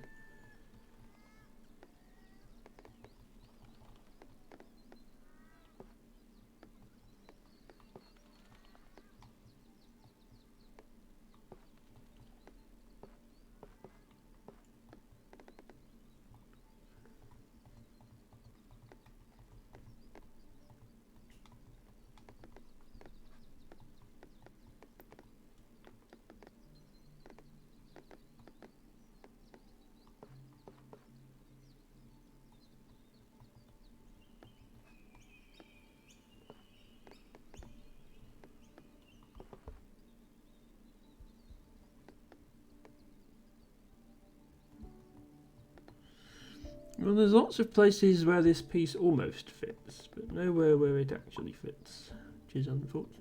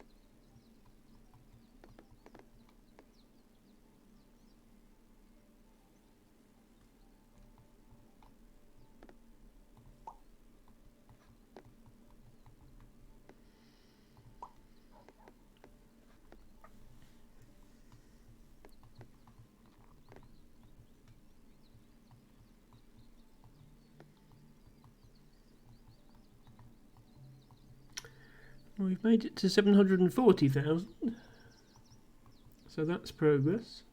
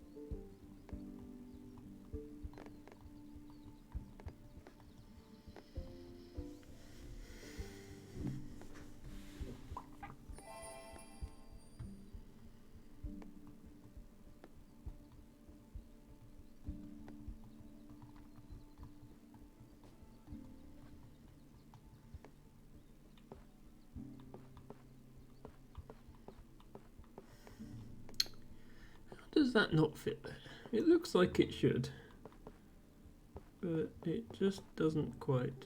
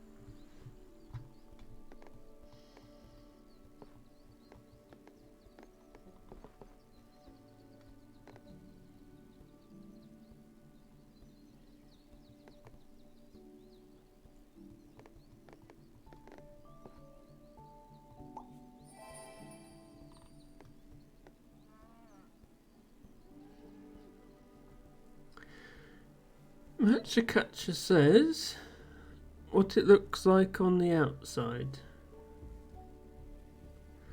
What it looks like on the inside. If I put this here, it connects to this side, but if it's here, it also fits nice. Wait, you know what? Place it here.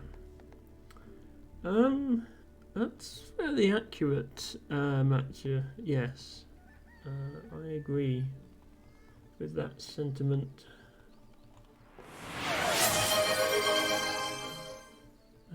We have a stretch redeem from El Tibago and a drink water. Thank you very much, Tibago, for reminding me to keep hydrated.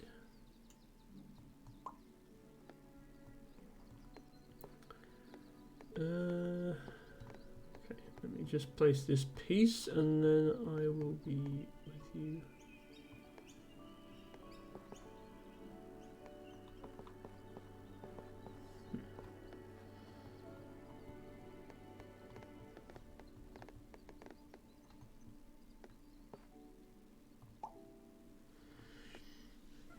I did leave Blowhide behind. Yes, I was trying to sit up a little straighter.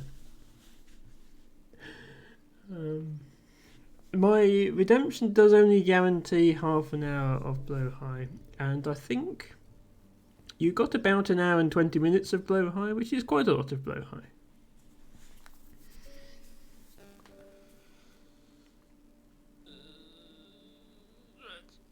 Ow. Oh. Hello, Izzy the Penguin. Welcome to Friday Night Dwarf and Stretch. Thank you for redeeming a Meadow Crane's Bill. Oh. Meadow Crane's Bill is one of my emotes, so I can show everyone what Meadow Crane's Bill looks like. It's this one.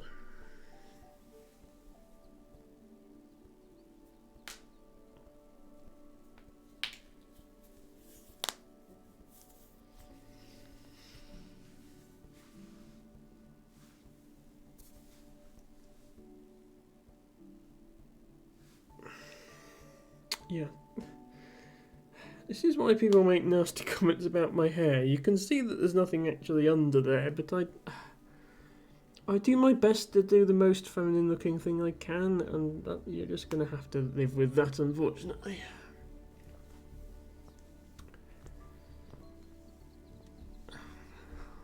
Dimago says, needs renaming as the crunch redeem. Well, hopefully there's not too much crunch. Izzy says, hey, lurking, but I couldn't not get my flower. Indeed, Izzy, I appreciate the lurk, and I appreciate you redeeming your flower, and I hope you're having a good Friday. And if not, there's always the weekend to come.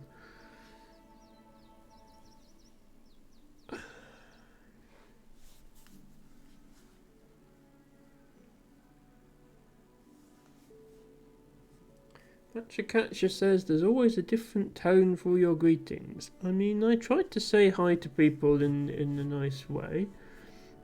I don't think there's anything wrong with that.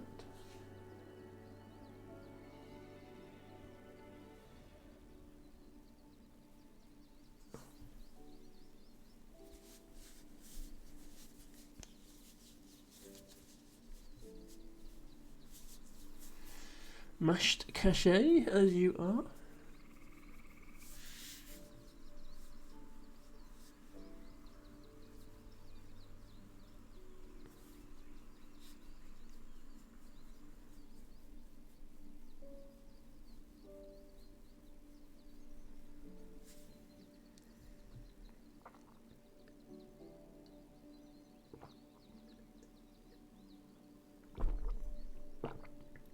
Okay. Hopefully that satisfies your requirements, Altibago.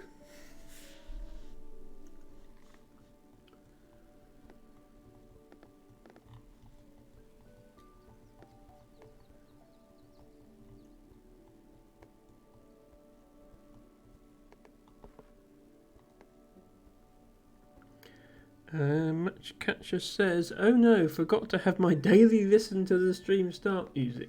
Do you really listen to it every day, Matcha? Because I noticed it had been viewed like 50 times, and I'm concerned that every single one of those views is you. Nobody else has ever looked at it. Are you going to bed, Alamano? If so, thank you for being here. Sleep well, and I hope to see you again soon.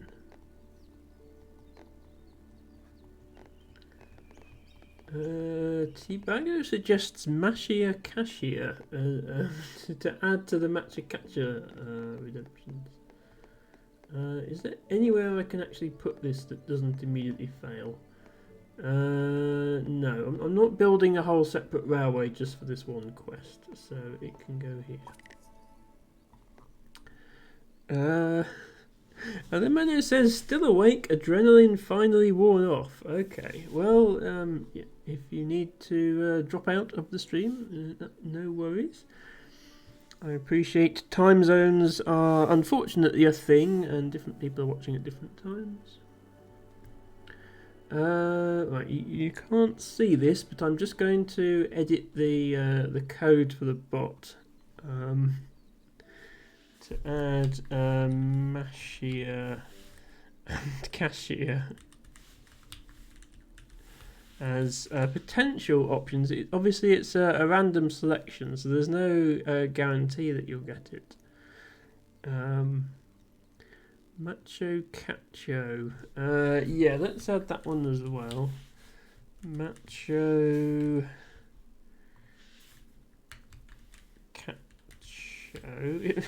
should I make a channel point redemption suggest a new version of Matcha's name? That might be a bit evil. I would have to have the redemption be add your own name to the list of names that can get a funny message, rather than picking on Matcha the whole time.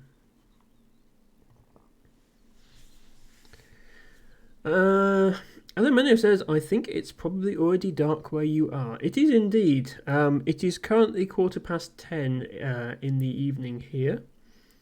So it's been dark for about 6 hours. Yes, definitely already dark. Still midday for you in the US. I guess you are on the west coast then, Lemino. Pacific time. That would be 8 hours behind, making it roughly midday where you are. Yes, I do have a couple of other viewers from that time zone, such as Ruby, but yeah, it is difficult for me to interact with such people. They can watch during their lunch break. The bigger problem is for me to watch Pacific streamers who are usually streaming evening their time, which is like 5 a.m. my time. So I just can't watch them, which is a shame. But yes, good midday / evening / afternoon / morning / night / whatever it may be to anyone watching. I mean, people could be watching the VODs, in which case it could be any time. Who knows?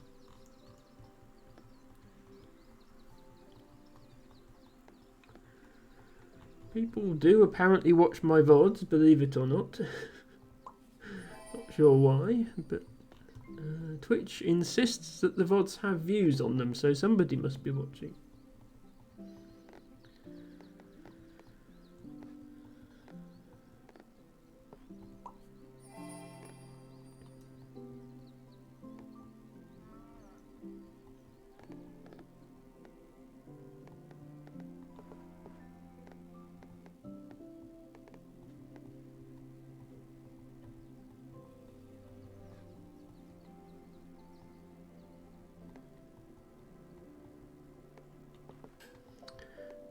That's a very hyperactive emote you have there, T-Bug. Winsies.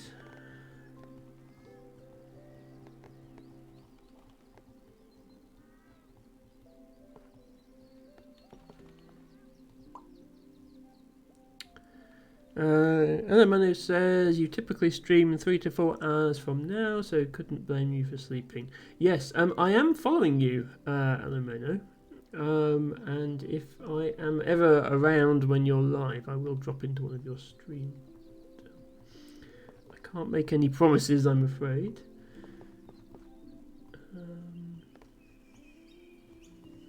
Okay. Forgetting where to put things now. This needs to go over here.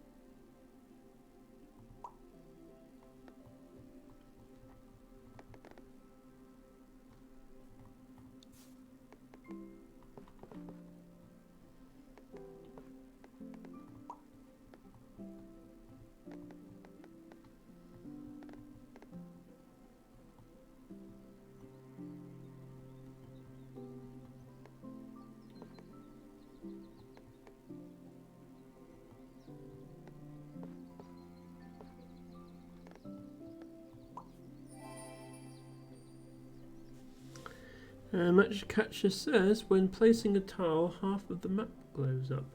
Yes, well, it depends on the tile. When you connect a tile to an existing area that has quests on it, then it will light up to show you that area. So, for example, if I put a house here, it will show me the area of houses that I'm connecting to, which happens to be like most of the map. But yeah, if I was just putting it over here, for example, then it would be a lot less exciting. It would only be lighting up these ones.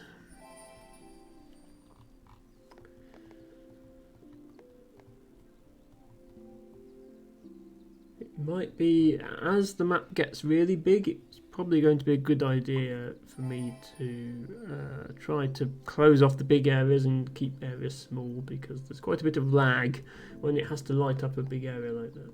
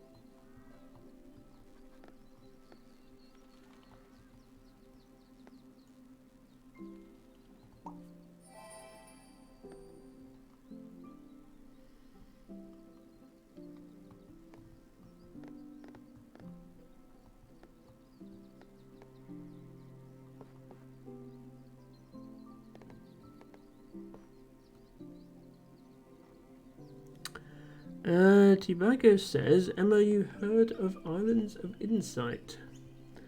Is that a game request, Tibago? I haven't really looked into it. I've heard that it exists. I haven't looked into it yet, but I certainly might do in the future.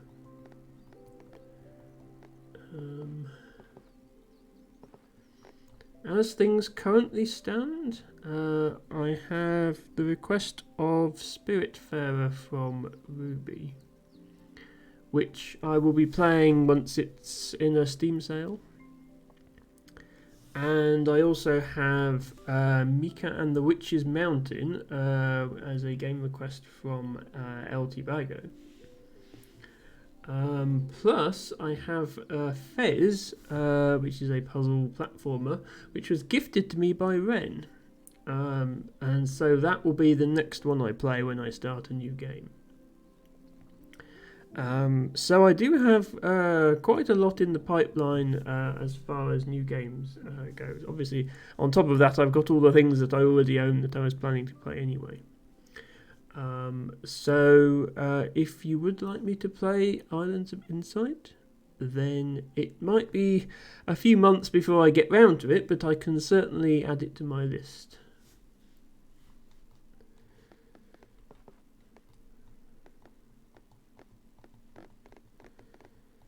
So I say, once we get to 1 million points in Dorf, there will be less Dorf content. We will still have chill streams on a Friday night, but they might not be Dorf chill streams. So then we might get through other game series a bit more quickly.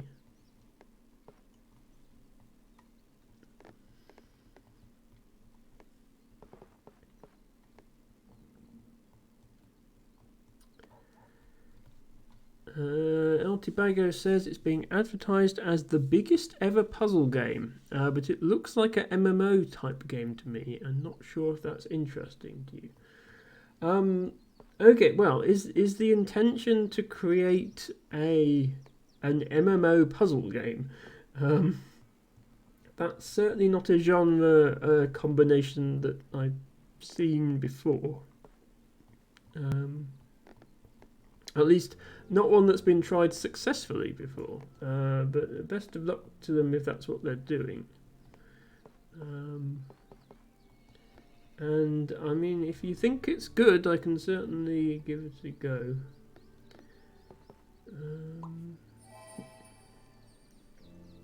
Shared world puzzle game. Okay, yes, that makes sense. Thanks for linking my Discord, Matcha. Yes, if there is anybody watching who is not in my Discord and would like to be in my Discord, then click the link and you can join my Discord. You can chat with fellow Emma enjoyers even when Emma is not streaming. And you can get notifications of streams and update on future content plans, although I have just explained all my future content plans. Matchakacha says there's just a circle of water. Are you referring to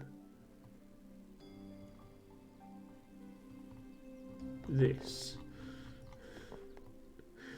This is quite a convenient way to get rid of these sharp bend river pieces that you don't necessarily want lots of. I mean, it's just a pond with an island in the middle. There's lots of ponds. There's ponds everywhere in Dorf, because you always get towers with one bit of water on that you don't join up. This pond just happens to be particularly circular and have an island in the middle. But that's fine.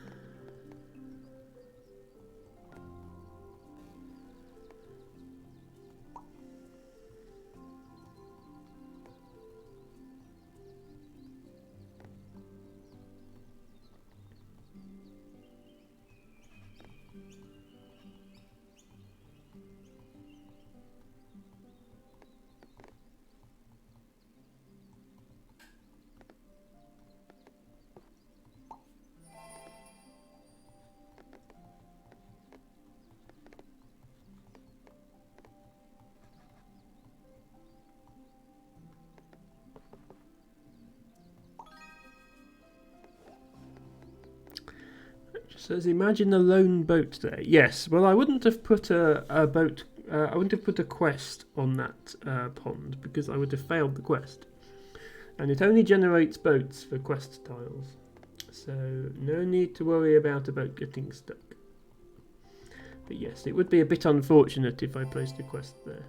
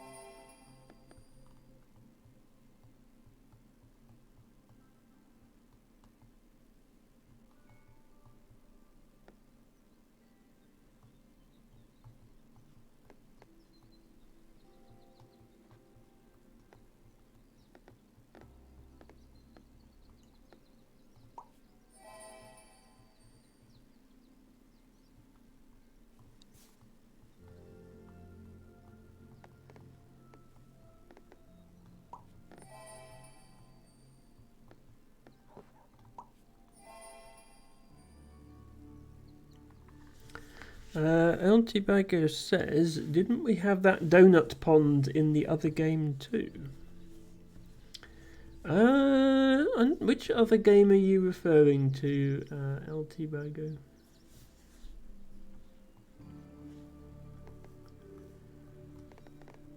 I don't think Monsters Expedition had any ponds, it only had islands.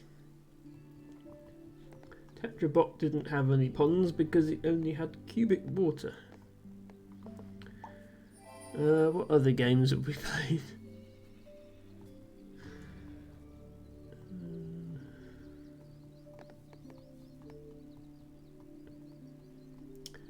Carto, yes. Well, I mean, in Carto, what shape the pond is depends on how you've arranged the map.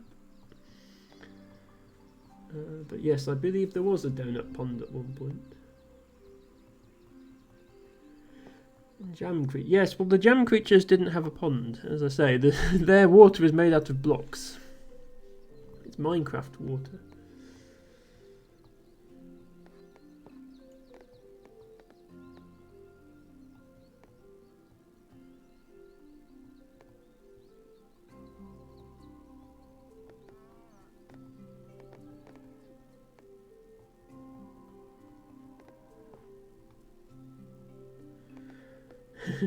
Yes, I need to change up which emotes are follower emotes so that Matcha can spam some different flowers.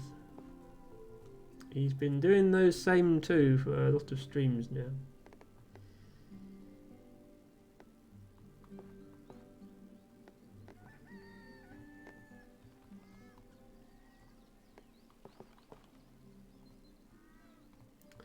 I'd like to start filling in some of these holes in the railway, but I don't quite have the necessary pieces to do it. The easy way out is to just put them along here. As I say, when the map gets this big, there is always going to be somewhere to put each piece. It's just a case of finding it.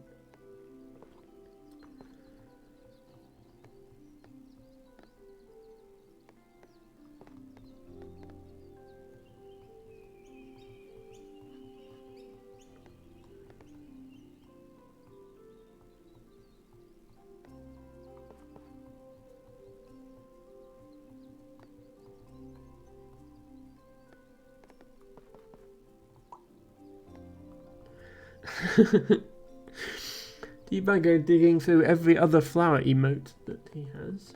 How many subscriptions do you have, Debago? Because it seems like you're subscribed to a lot of people.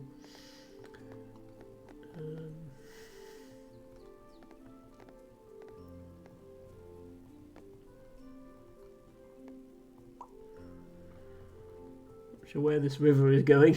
It's going on a magical adventure somewhere.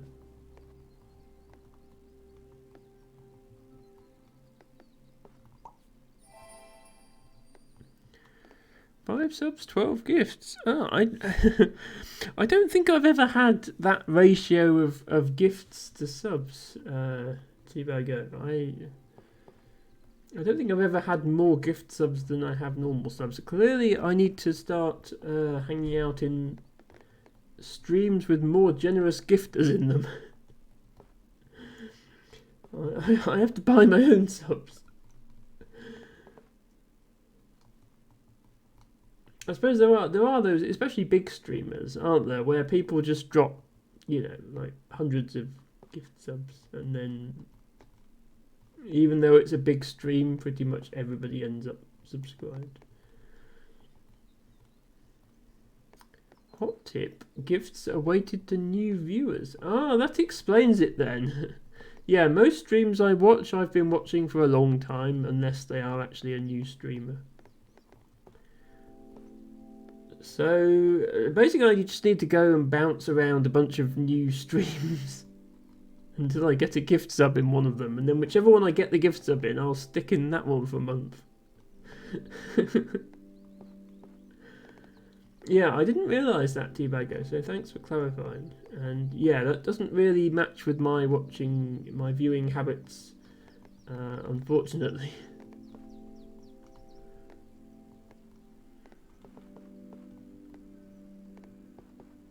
I feel like I try to reward streamers whose content I enjoy by continuing to watch them, but clearly that's not what Twitch wants to encourage.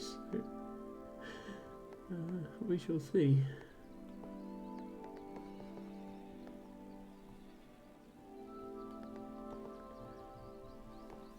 This is so nearly a perfect placement. There's just this one annoying field in the way. VTuber scientist, Yomi Quinley. Sounds fun. Yes, I suppose I will eventually be doing science-ish streams.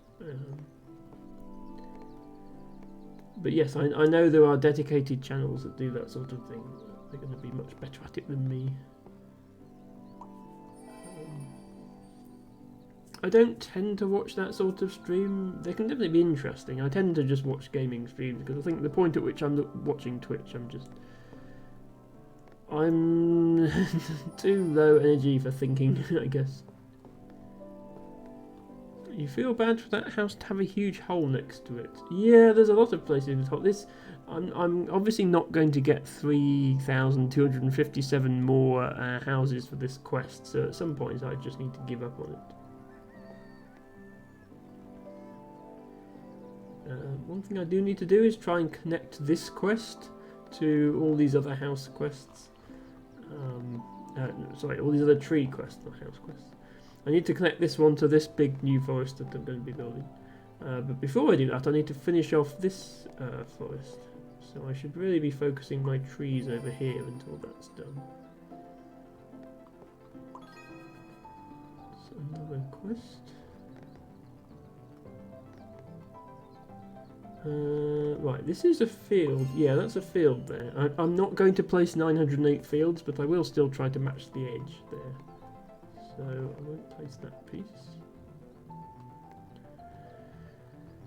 Matcha says tell the houses to scoot over and is showing the many emotes of talentless blonde which seem to be Winnie the Pooh themed. Not a streamer that I'm familiar with. Sounds like they are in fact talented despite their name.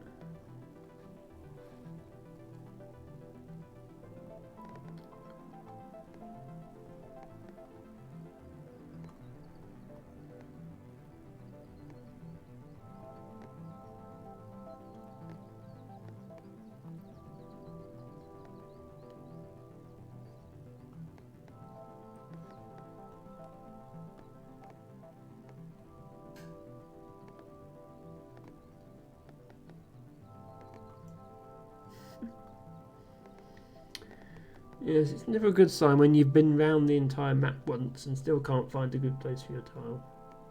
Much as I hate to break up this nice neat edge, I'm going to have to start another row here, I think. There we go.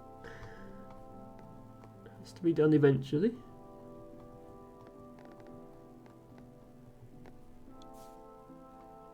Oops. I just clicked undo by mistake. Now I've got to go all the way back over here and place it again. Silly dwarf.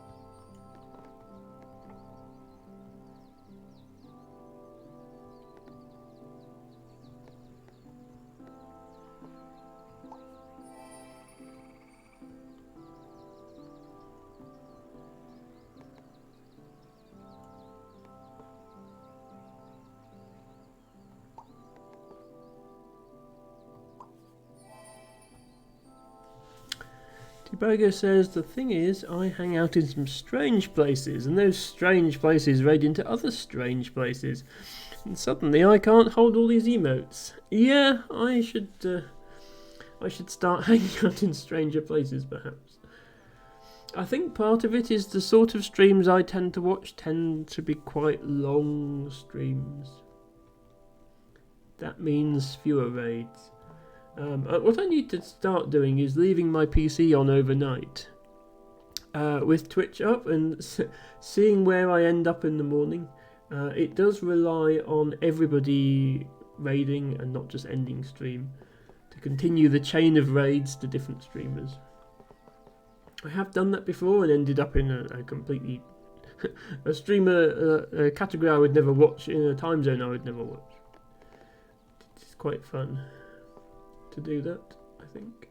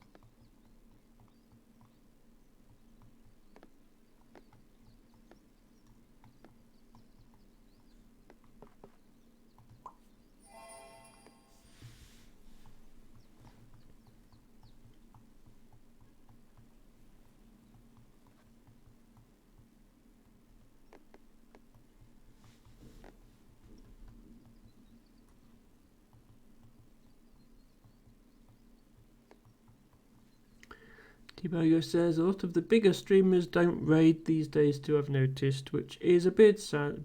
I understand why. I mean, like if you're a huge streamer, you probably don't want to raid because it would be too disruptive to someone else's stream, I guess. But I mean, you know, if one of the big streamers with thousands of viewers wants to raid me, I'm quite happy to. Even if I only get a handful of actual new viewers off of it, that would still be a positive thing. I just have to hope that my mod team could handle the influx of viewers, which I'm sure they could.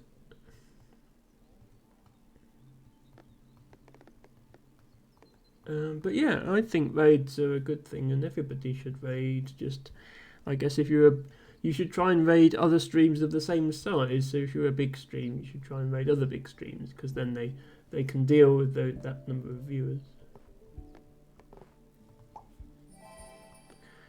Okay, that's 745,000. Getting closer.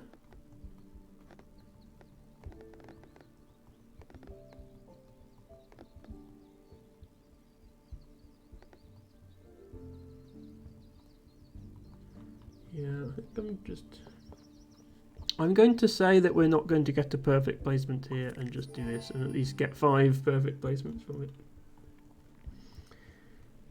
This map already has many imperfect placements in it, so that doesn't matter. Tibago says, a streamer I watch, 2,500 viewers, says anytime somebody approaches her to make friends, the question comes up, so who are you raiding these days? Well, yeah, no, I get that people would want to try and get the raids for themselves.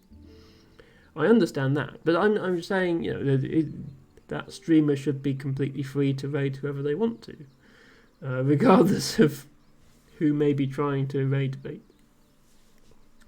Hello, Ruby! Welcome to Friday Night Dorf and Chill. I hope you are well. I hope the week has been kind to you, and if it has not, I hope the weekend is kinder. Oh my goodness, says Ruby, what a vision in pink. Are you referring to my outfit, Ruby? I've got this pink cardigan, which is quite nice. Ruby says, wow, Gertrude, I thought you were going to only raid me. Well, Ruby, to be honest with you, I would raid you every time if you were live when I finish. Unfortunately, I don't think I have it in me to keep my stream going until 5 AM when you would be live. Otherwise, Ruby, I would raid you, I promise. Let me redeem myself an outfit redemption. Sounds like Ruby would like to see my outfit. I will just show to Ruby quickly.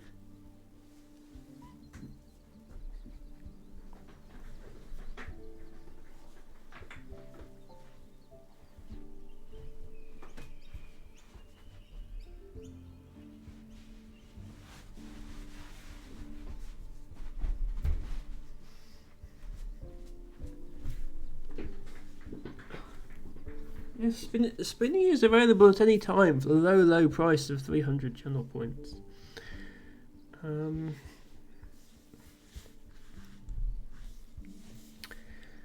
Ruby says, I can't believe it. What, you can't believe that time zones are a thing and I'm not streaming at 5 AM? Or you can't believe I'd raid you? Because I would definitely raid you, Ruby. You have a nice channel with nice content. Let's go ahead and shout out Ruby just to prove my point that Ruby's content is good and everybody should follow her, and she is an awesome cozy streamer. Ruby says that outfit is very Ruby coded. Is Ruby coded a way of saying pink? Or Ruby, Ruby coded should mean red, surely, because rubies are red. Ruby says, love a skirt and a cardigan and tights. That's your winter uniform. Yes, not mine. If I'm going outside, our winters are quite cold, so I have a thick coat on if I'm outside. But indoors when I'm not cold, definitely that sort of thing is what I wear. And I like it very much, and I'm glad you like it too. Masha Cashier. It will take a while for the bot to try all possible permutations of your name, Matcha.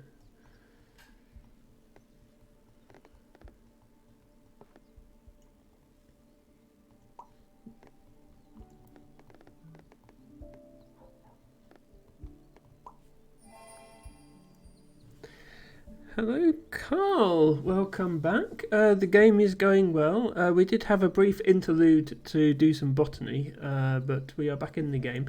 I'm going to try and get to 750,000 today, so we're at 745 right now. By the way, Carl, if you did want to join my Discord, there is a link right there. There is also a Dorf Romantic Discord, which you may or may not already be aware of. That's linked from their official website. Yes, we've just been chatting and slowly placing tiles today, which has been very nice.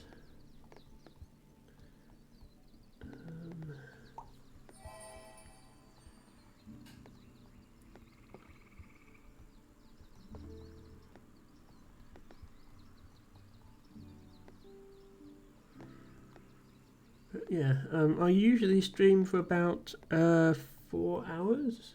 So what I'll probably do is I'll get to 750,000 and then we'll switch over to something else for a little bit. Just as a contrast until we end the stream. I've been doing that a lot recently on Fridays and I think it's been working well. I'm not too tired on a Friday to hold my attention on the same thing for 4 hours, I guess.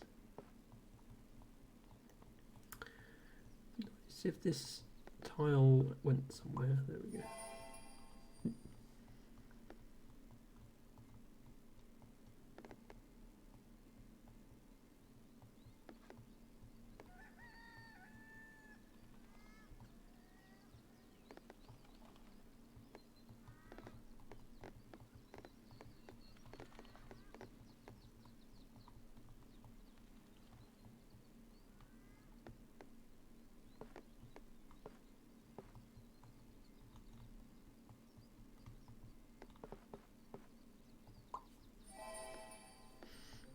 Thank you, Gar.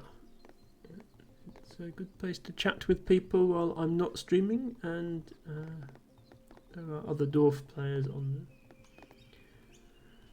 and you get notifications for when I'm live. But at the moment, Dorf is every Friday, starting around 8 p.m. UK time, 3 p.m. Eastern time, 9 p.m. European time. I'm considering moving it slightly earlier. I haven't decided yet.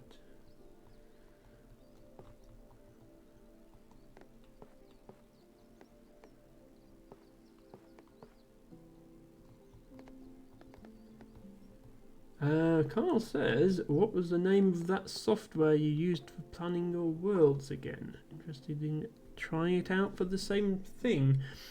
So it's called Inkscape.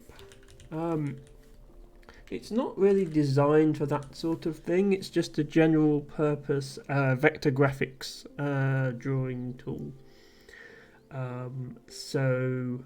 There's a bit of setup required if you just want to use it to make Dorf maps. You'd have to get to grips with the basics of it first. But yes, I found it useful for that. I've used it for a few things. I designed my own version of the board game Ticket to Ride, which I then had printed, and the board for that was made in Inkscape.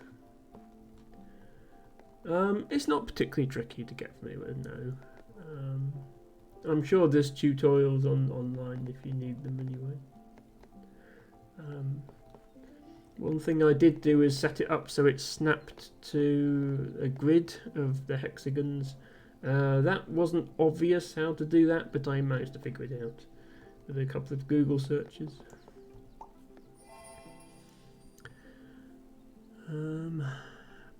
Welcome back, Piper. Now I see all German music acts for Eurovision. I think we will get the last place again. I don't know who chooses these songs. Yes, well, if I was in charge of the UK's Eurovision entry, I would choose something different to what we submit at the moment. Although we've done quite well recently, I think. I don't watch it, but I hear of it. Okay, at the moment, any tile I get that's just trees, I'm going to put over here to work on my tree quests. Even if there is another spot for it that would be a better fit. Because, yeah, I only need 661 more trees, and I complete 6 quests at once, which is a lot of quests. So it would be good to get those done.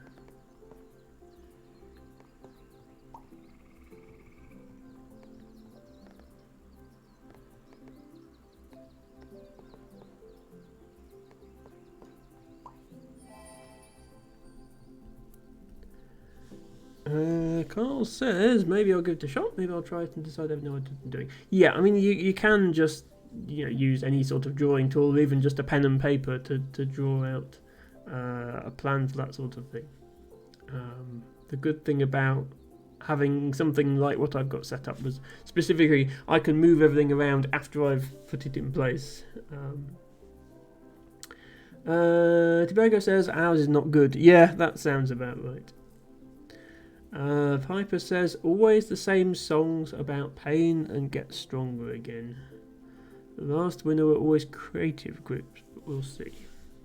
Yes, no, I agree. There should be songs about many different things. I'm sure El Tobago can suggest some good ones.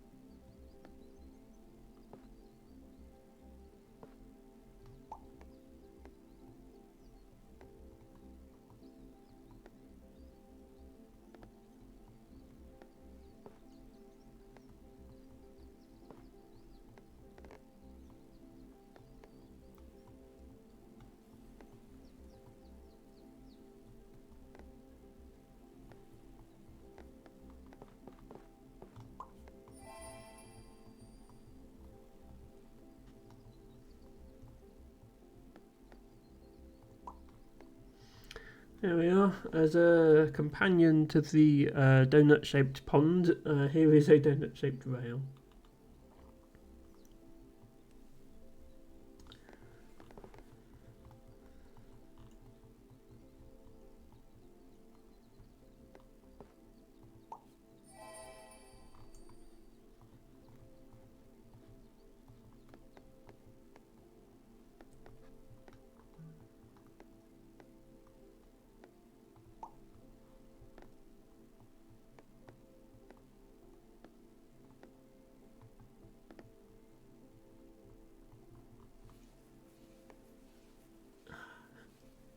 This is going to be a particularly difficult tile to fill in, and I'm almost there with this.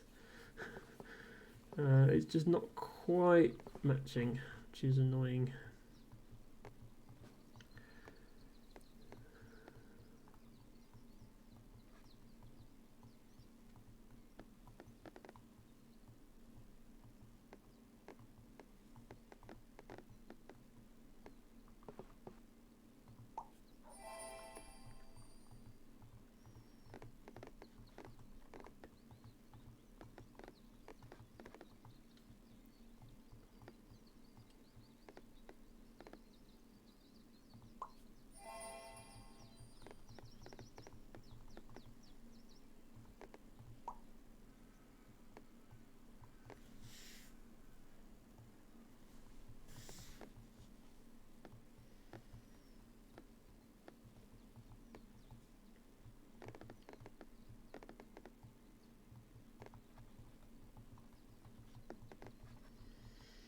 Oh, I need to fill this in at some point as well. I need a river that's somehow got two forests and a field, which is probably never happening. I need to pay attention if that ever happens.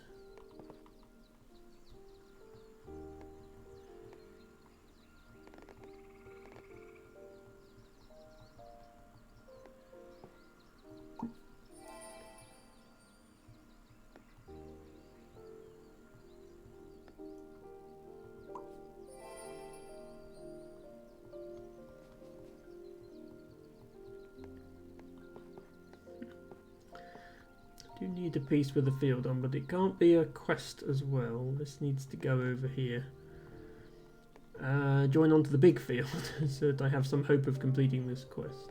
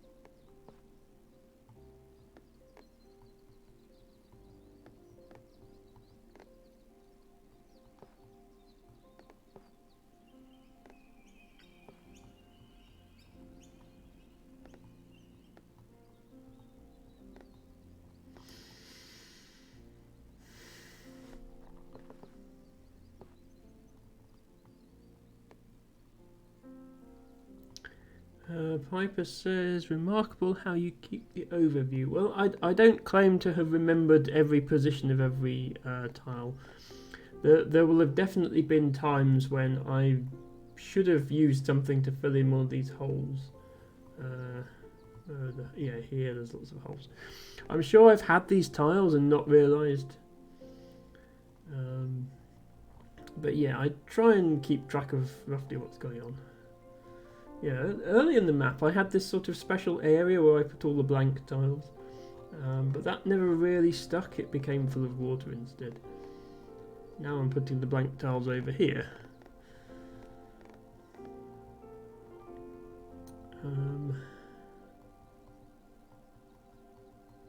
Just to find somewhere to put that one. There's always somewhere to put every tile, so it's okay.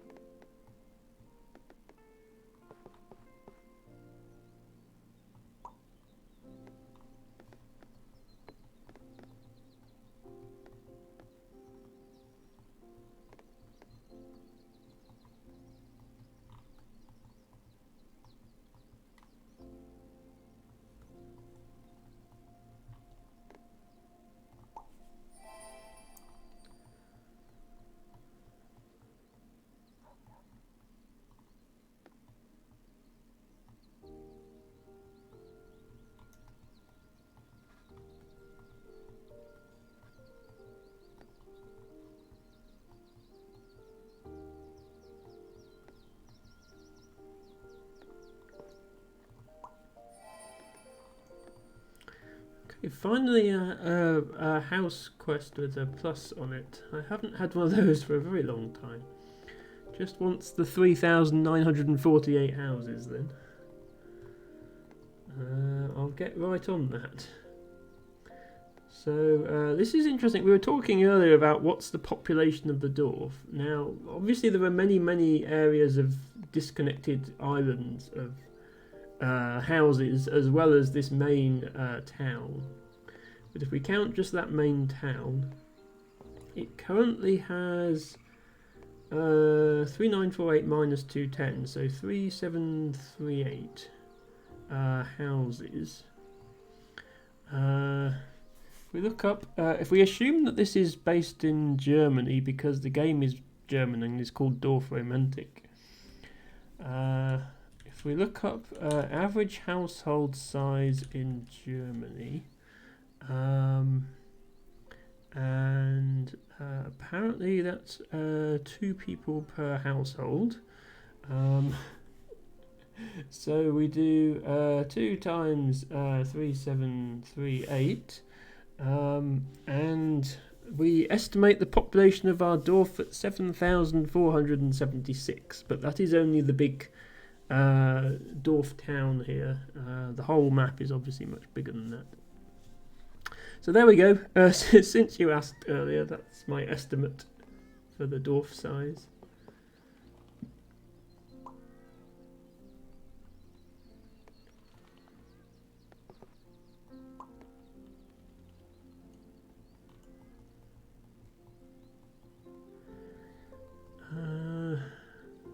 T-Bagger says you're mostly a rock/metal guy.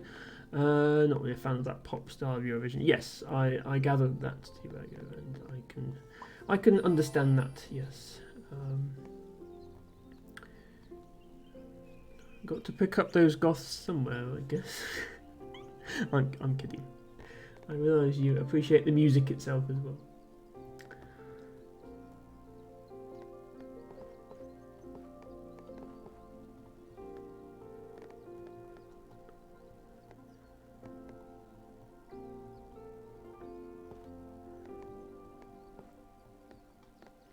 Packer says, I do have a very broad musical taste. I listen to things from black metal to opera.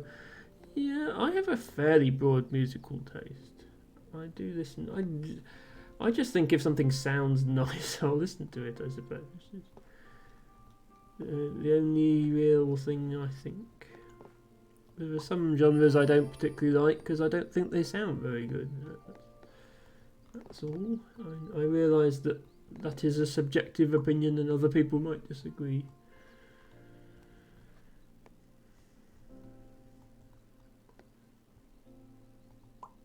Hopefully I can fill in this area when I finish building a river through it.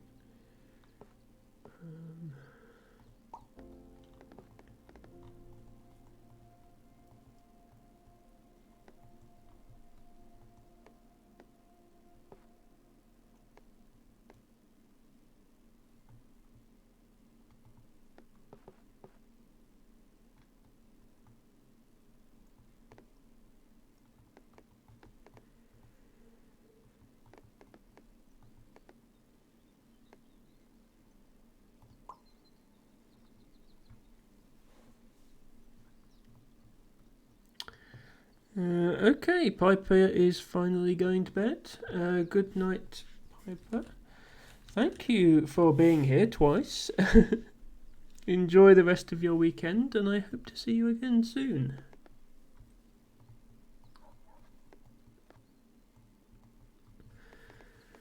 Another piece that doesn't fit here. The problem is there's a lot of ways to not fit somewhere, and there's only one way to fit somewhere. So the odds are against me.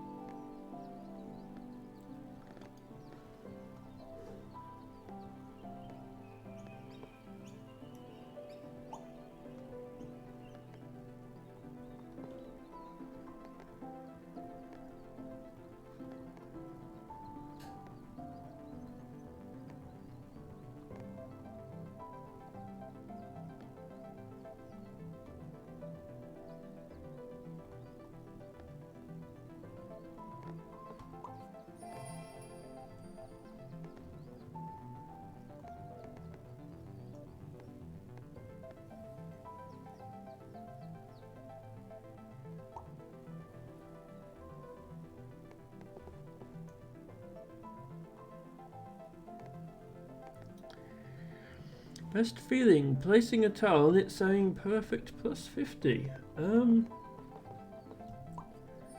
It's not actually what it says, Matcha. You get 60 points for a perfect placement. If you look closely, it says perfect plus 60.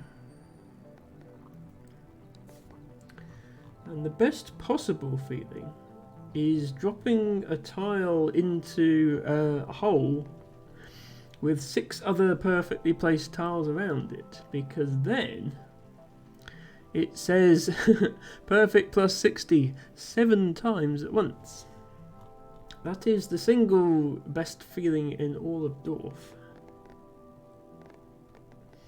Doesn't happen often, but it's great when it does.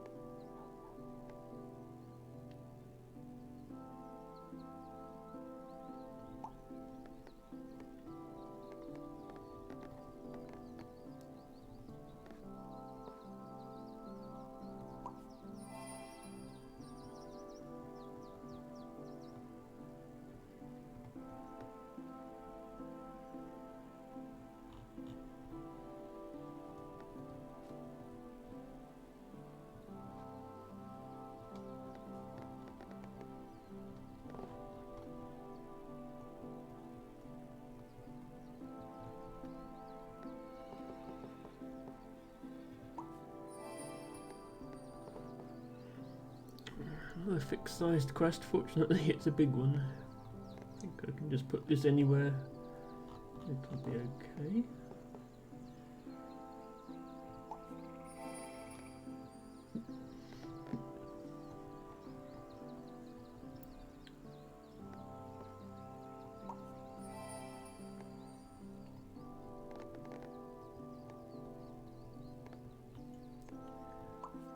Okay, just another 1,000 to go before we reach our milestone.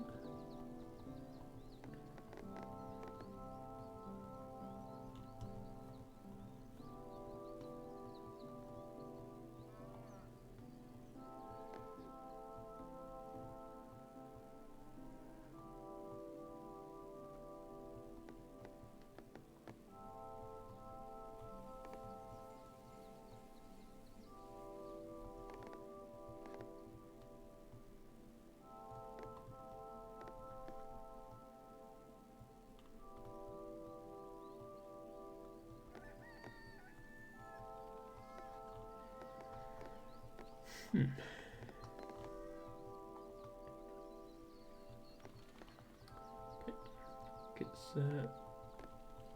time to start another new row.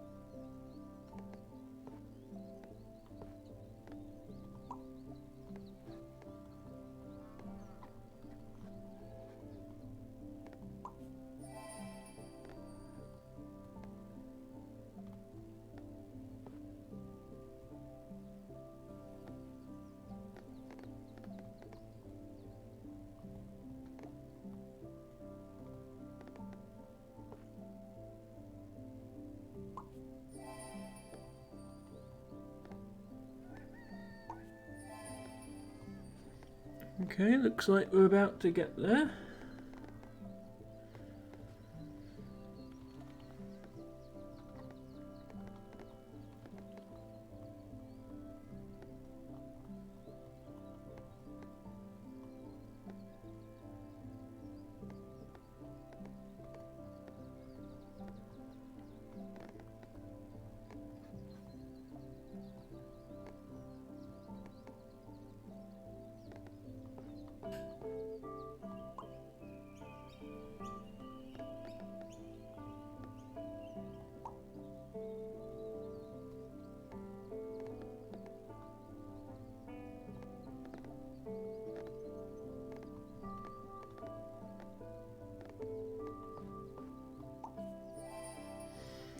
$750,000. So that was our goal for today's stream. We have made it back into the top 500 spots on the leaderboard, but only just. We're 497th. And have placed... our perfect placements have gone up from 95.1 to 95.2. This dwarf is very slightly more perfect than we left it. I'll take that as a win. So there's still another 45 minutes or so left in the stream. I know I said we were done with the Monsters Expedition, but I might just do a little bit more of it just to finish off today's stream. And then next Friday I'll have something more substantial ready as a new game for this slot. I think that's probably the best way to do it, rather than try and introduce something now with only 45 minutes left to go. So yeah, I know we promised no more Monsters Expedition. But I will do just a little bit more, and maybe we get to solve a couple more puzzles. And Matcha gets to see the Eggman again. I know how much you adore the Eggman, Matcha.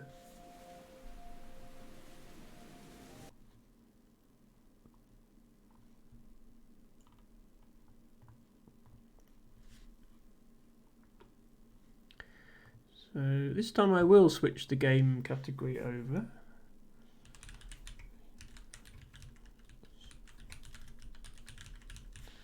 Since we are doing a different game rather than just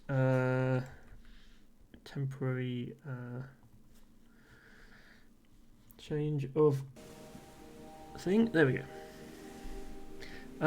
No, you were calling this guy the Eggman, Matcha. You definitely were. Right. What I've decided as sort of to do the sort of last few bits of this, I'm going to use the hint function if I can't figure it out and not feel bad about doing so, because some of the puzzles are very hard. So, as I say, I'm not going to try and get all the snowmen, but I will try and get all of the exhibits. Yeah, I will try and get all of the exhibits at least. And I'll use the hint button if I have to. So the first thing I'll do, I think, is have another go at getting into this area. I'm fairly sure I know how to get into this area. I think it's just this.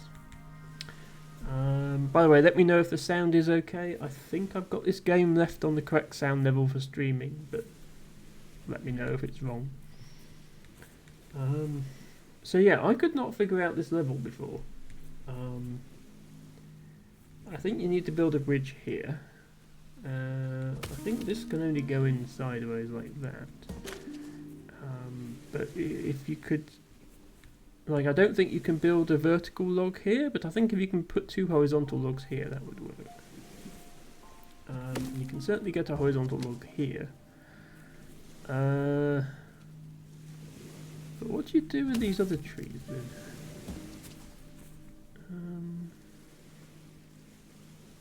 Because you can't push from here because there's a rock in the way. Otherwise, I could obviously finish the bridge. Oh, I suppose.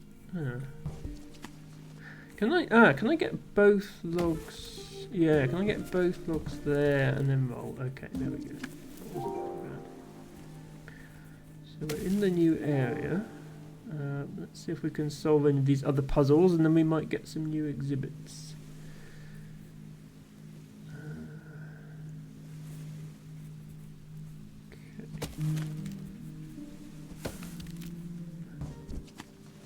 Again, if I can do that twice, that would get me somewhere, but I can't. Okay.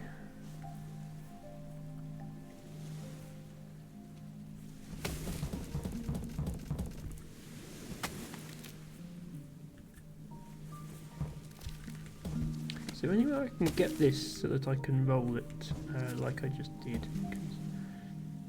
It'd be very convenient if this puzzle had exactly the same solution as the puzzle we've just done. I realise that would be too easy. It would just be nice if it did.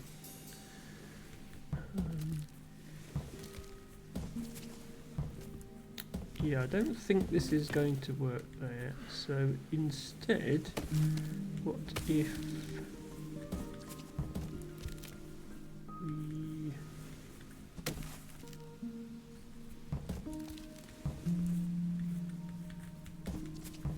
put this one first, and then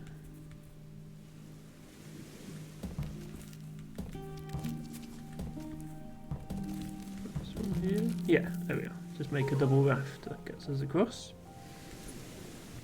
Okay, our first new exhibit for a while. Let me put my face cam at the top so that that still works. I'd forgotten how funny these were. Advertising billboard. Human marketing departments occasionally experimented with advertising to animals. These peacocks had promotional images bred into their tail feathers, and thus could advertise products to other peafowl each time they fanned out their plumage.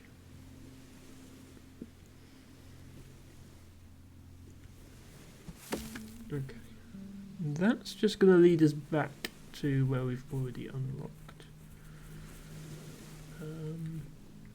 Which is a little disappointing because it means we didn't actually get to go into this whole new area. I was hoping it would all open up when we solved that one puzzle. There are definitely still some puzzles to solve on the big island, so let's give that a go next. First of all, we need to get back over there. Not that way. Oh, this. Yeah, the puzzle now is figuring out how to get back to where we were in the puzzle. We go this way. Yes. So there was a puzzle to solve here, which I believe should lead us to a snowman on this top left island. So I'll give this a quick go. I might as well. While I'm here. I can bring this. I can't bring it very far. Okay, I have to knock this down before I can get to the other side of the island. If I knock it this way, it's just stuck. So it obviously needs to be knocked that way. And then probably pushed into the water. This can be knocked here in order to free it. Oh, and placing it there would allow me to put this here. Are we getting somewhere? Because, yeah, there's only a gap of 1 now. Can I somehow get this log into that gap? I'm very close. Actually, yes, hang on. I think I can. Woo! Okay, that's the longest bridge we've made so far, I think. 5 logs. No snowman, though. I thought this top island would be a snowman, but it isn't. Oh. Are we rafting? I think we might be rafting.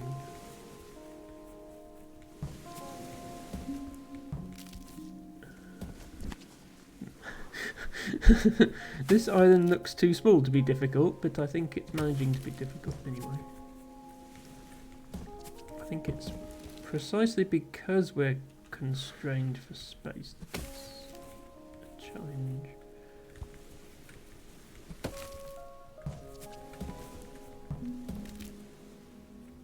Yeah, now I'd like to push this in, but that other one isn't the way. Okay, this is interesting. We definitely have to start by pushing this down. Oh, I can then push it out the way, actually. But I need to... Yeah, I need to fell this tree this way, which means I need to do that first, then push this out the way. Then go here. Push that in there. Then I can come on these rocks like that. Turn around. Make a raft. Where does this go? Oh, there's the... yeah, we've just passed the snowman. There is a snowman down there, but we missed him. That's a separate puzzle. A bench. Don't mind if I do. He has just been lying down on the floor for an entire week, waiting for me to stream this again. So I'm sure he's grateful for a bench. Okay, so we have an island below us, which is new. We could also potentially make a raft here if I could figure out how to get this log round there, but I don't see a way to get it round there, so that's not the answer. Oops, no, don't go back.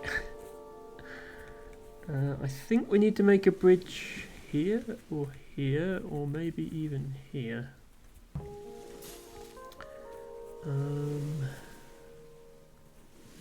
So we can... this might actually be a game mechanic we haven't used yet. We can push this tree on top of these stones, and we have pushed small logs on top of stones, but I don't think we've pushed big logs on top of stones. We can roll it there. Do I want to do this so I can free it up?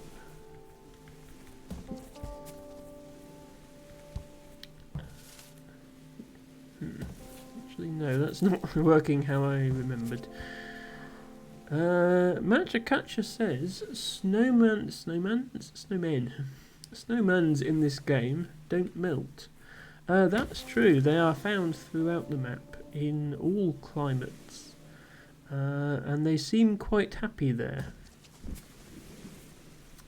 I can do the tumbly thing here. Is it the answer to do the tumbly thing?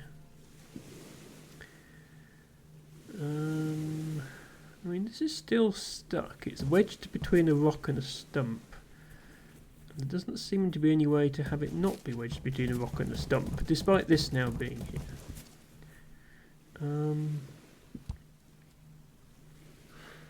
To my other options. Okay, I think I'm going to use the hint. Okay, it is over there, as I thought.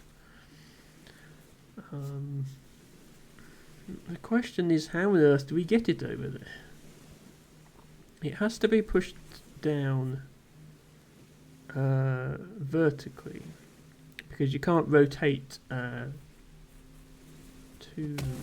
a big log, at least not in any way that I know of.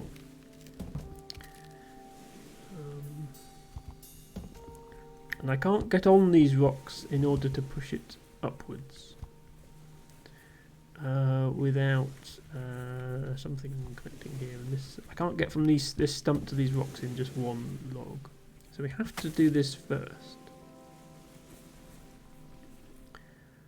What can I do with this?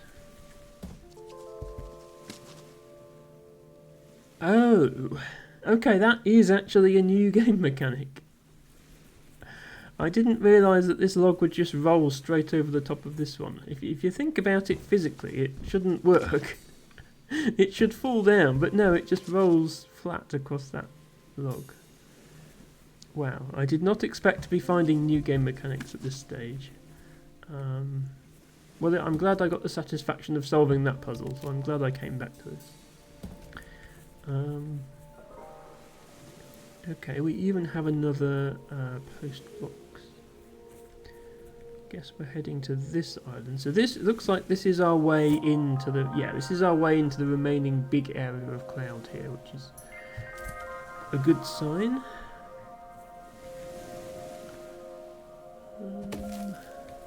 This is just not quite where we want it.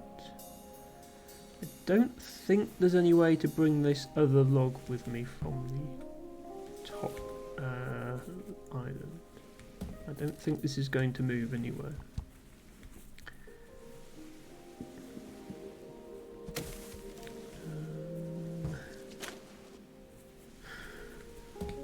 Stop doing that. I can do like this. Don't think that helps either though. I can also push this. Oh, I can push this way, yeah, and then the post box will stop it.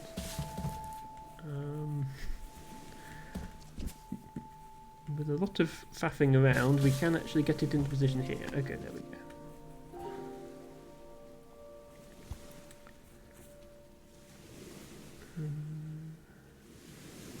Okay, this just takes us down. Okay, and this takes us back to the final big island. I want to see more exhibits.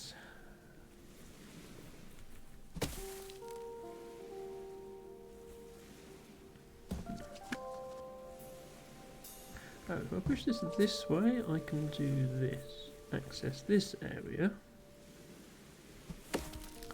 What does that allow me to do, other than drop this in the water? Or get it stuck here.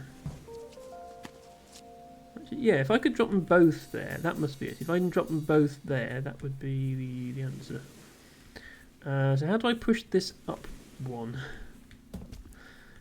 Seems like it's not possible.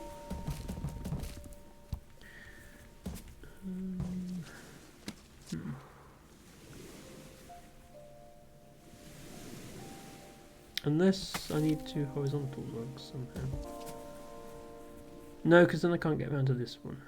Okay, I'm fairly sure you have to start like this because there's no other way to access this second tree.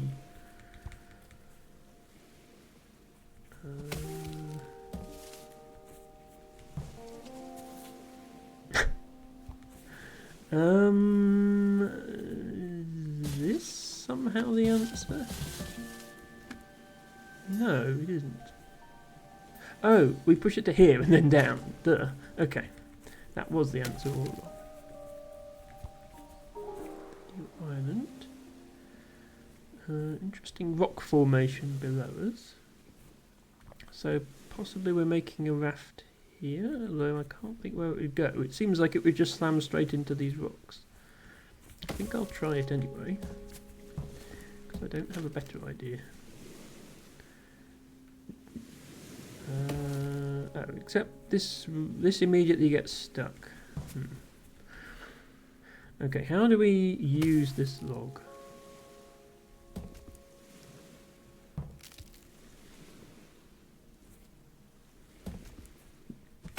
Can I bring this log? In order to provide me with a way of using this log.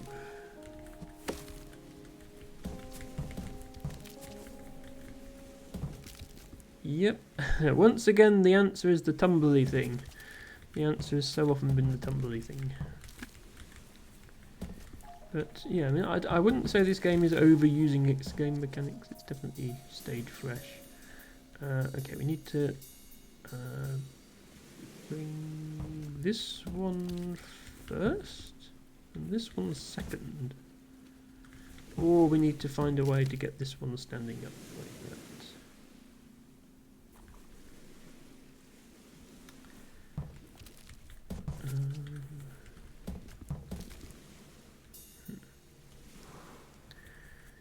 I think the first part was correct. I think that's how we free up this log.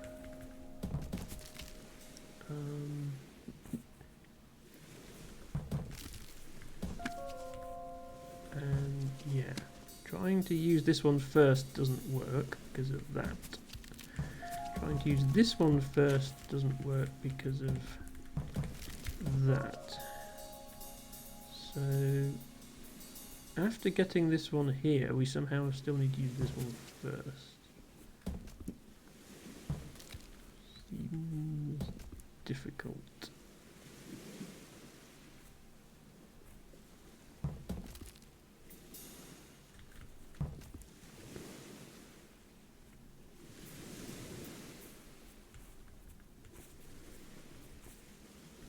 Unless we do something crazy like bring it over here. Which I don't think is the answer. Let's just... Okay, yes, we do need to make a raft there, as I thought. Oh, I can also hop on here and push this down this way to begin with. But then this one is stuck. Okay, so it's not that.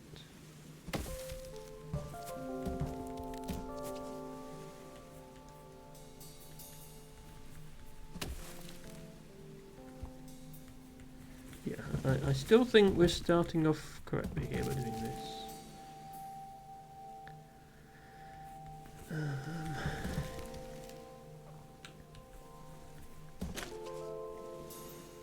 Are we just missing...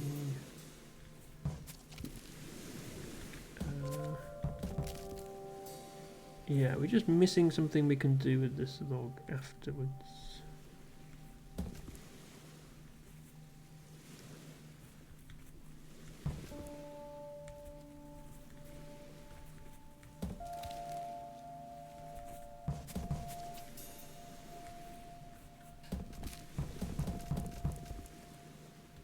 I notice we haven't really used this whole section of the island yet. Don't know if that's related.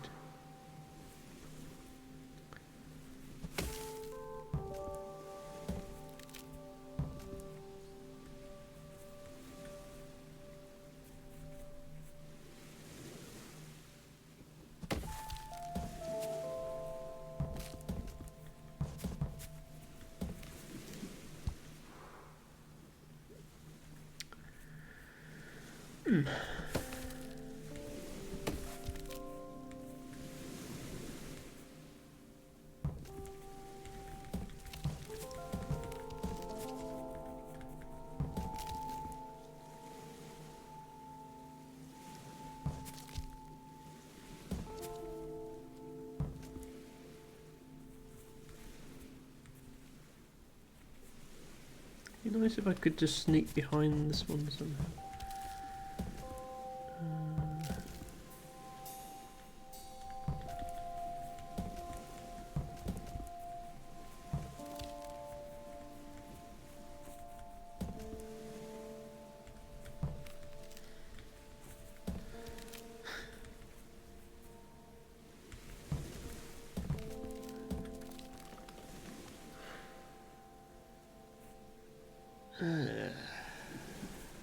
Oh, hang on, I can do this.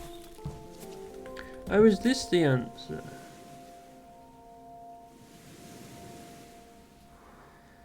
Oh, in that case it's not the tumbly thing. Well, no, it is still the tumbly thing, because yeah, I can't rescue this log from here. It will just go into the water one way or the other. Okay, it's a combination of both strategies, I think. We need to start by doing this. Then we need to move this out of the way. Then we need to put this back over here. Come on here, push this down, and then, yeah, there we go. Okay. Wow. That was involved. So I had half the solution, but I definitely needed that other half before anything would happen. Where is this going to take me? Okay. Not even a snowman, but what that's done is it's bridged the gap between the big island and this new island here, which we can now access whenever we want. Yet more puzzles. Okay, this is a big tree, but it's a stripy tree, which implies we carry it to another island to do something with. So although I can see another island off to the right, I don't think that's where we take this one.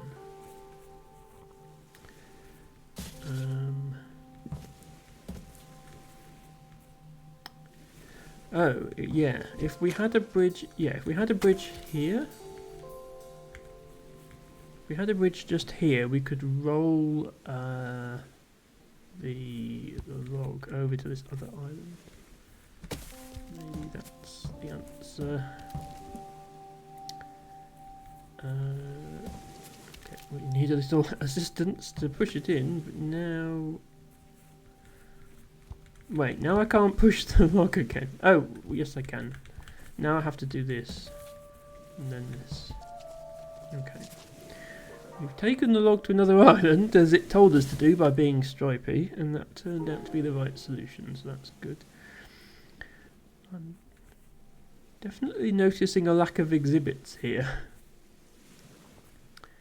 I was rather hoping we would have found some more by now. What? Okay, could somebody just watch this and tell me what law of physics is being used here? I'm going to push this once. And then it just pushes itself again. Watch this. I only pressed right once. And then I went this way, and then it's... Okay, game mechanic number 702 for this game. Logs that move by themselves. Well, that's going to get us our bridge. Yeah, no idea what's going on with that. Okay, so this is the bottom end of that weird structure that we were up against last time. If we could get a raft here, then we could raft into that stone. Potentially interesting consequences. Could also just build a raft here, but then we can't actually use it because it's stuck.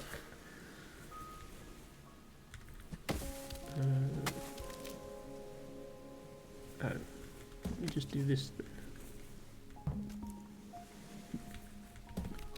then. That doesn't work, Emma. You keep doing it the wrong way around. We need to do this first, then this. No, that doesn't work either. How do I make a raft out of these two pieces without failing?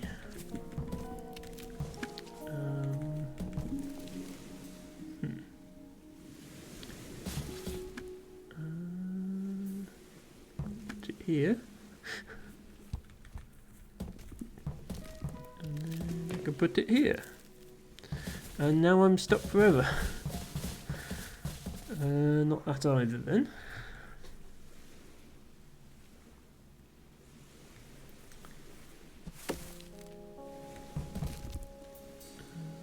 Oh, we can create a raft on land. The only slight issue is the raft is stuck, so that's not it.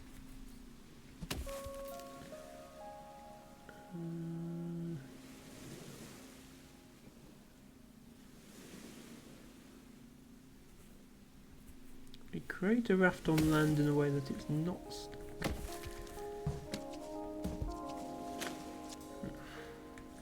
Okay, I'm going to use the hint again. All I need to do is see where I'm supposed to be aiming. Hang on. I definitely built a raft there already. But then I was trapped. Hang on, we've already done this. We put this here, and then we put this here. But how does that help? Because, oh, hang on. No, not like that. Yeah. I guess it means get this raft here without also having this log here. But that seems difficult. It would mean that this log couldn't be vertical, it would need to be horizontal. No, sorry, it couldn't be horizontal, it needs to be vertical. But then how would we even get it there?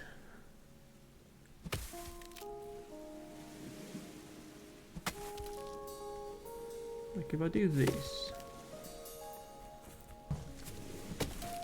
Right. How am I ever... How is anything ever going to work?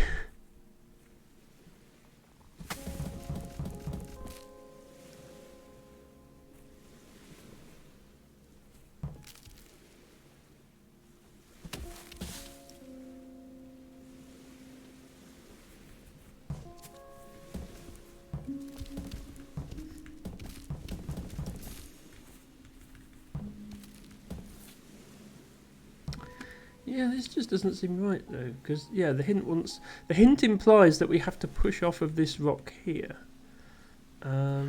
which means that there can't be a second piece of wood in the way, because it's blocking us from pushing off.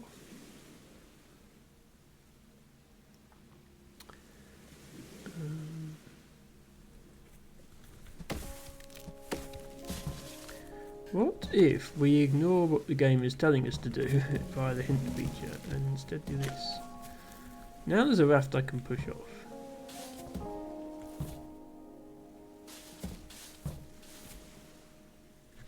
Is that what it meant? When the hint said raft here, what it actually meant was, no, assemble the raft here and then go like this. Okay, thanks game. Very helpful. Right. More progress, more islands, more postbox. No more exhibits. Still 6 exhibits to find in this area. Yeah, if I did want to try and tackle this whole thing, I think it would need another stream. But I might do it off stream. We'll see. I suppose it's tradition at this point, Matcha, that you complained about how obvious the puzzles are. Matcha, could you just be honest for a moment? Have you ever seen the solution to one of these puzzles before I did? Is it really that obvious, or are you just saying that to wind me up? I am genuinely curious. I have no idea what this log is for. Yeah, this can only go down. So I think we carry on with this puzzle first. Okay, I'm forced to push this in either onto this rock or that way. Onto the rock. Pushing things onto rock seems to be the theme of this section, so I'm going to do that.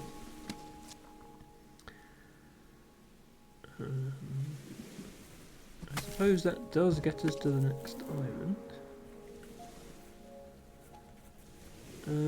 Okay, we can't be pushing things onto rocks here because there aren't really any. Do we need to get a lock here to push this over? Okay, yes, that's all it was. There's still no exhibits. They're making you work hard for the exhibits here. Okay, I think on this island the goal is to push this tree upwards so that it bridges that gap.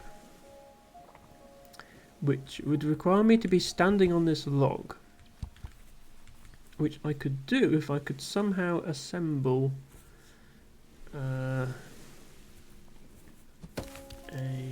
tree here and here. Does this work? Okay, it does. Ah, this is game mechanic number 569. Hopping between two logs of different heights, one on a stump, one not on a stump. I mean, it makes sense you can do this, but given the size of some of the small gaps that Eggman is incapable of crossing, like he can't, if he jumps down here, he can't jump back up again. But he can jump from this rock to this log, and from this log to this log, and from this log to this rock, and then this way. Okay. Probably going right because that's the only island. We've been to this island above us and below us.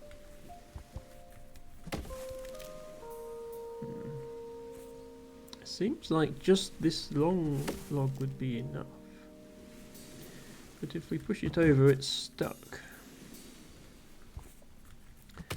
So, do we do this and then push it over? So that it's less stuck. I mean, it's still pretty stuck. Okay. What happens if we put both these logs? Is this the stupid thing where the log moves by itself again? No. It's the thing where the log refuses to move, even though this should obviously move. That's... Oh, okay. So if it's on a log, you can get it to roll over a small stone. Okay. That's the solution to that part then. Now, how do I get back over there? Oh, by making a bridge, of course. Okay, this is going to explain... Yeah, so I couldn't see why this tree was here, but the answer is you have to have solved all the other puzzles, come back round, make a bridge there, then you can push this in here. That's very clever. We did actually see something like that near the end of the regular playthrough. But that's still clever, and I do appreciate it.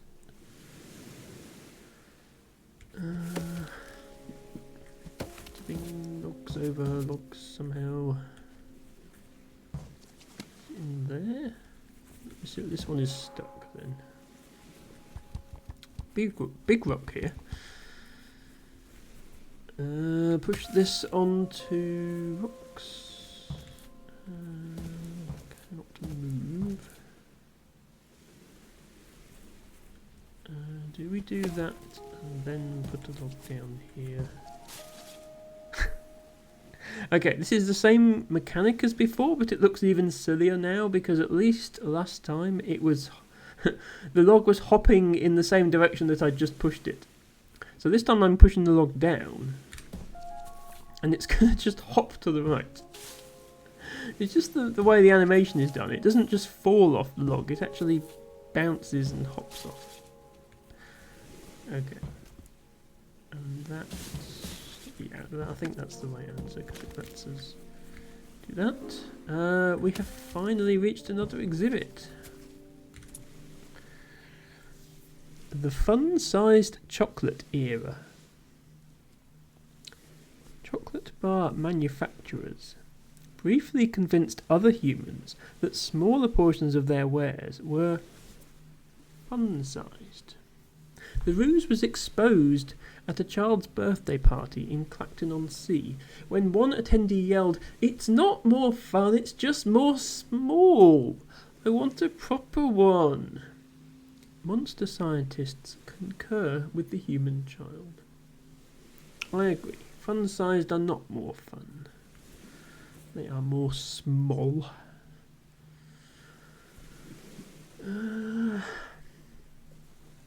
Okay. Now how do we get off this island? There are a number of possible ways we could go. Okay, if I don't push this log, then I'm doomed to lose it if I ever want to come back. So maybe I should bring it here. But then I have to put it in the water there if I want to bring this tree round. Unless...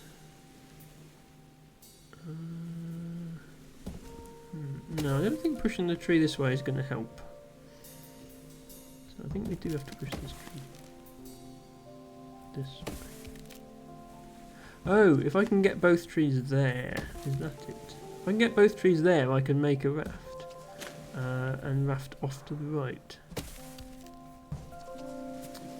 Can I somehow save this one?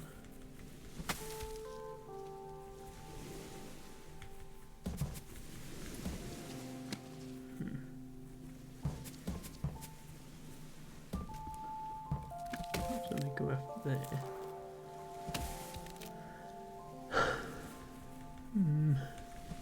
Or I can make a raft here, but then like what does this achieve?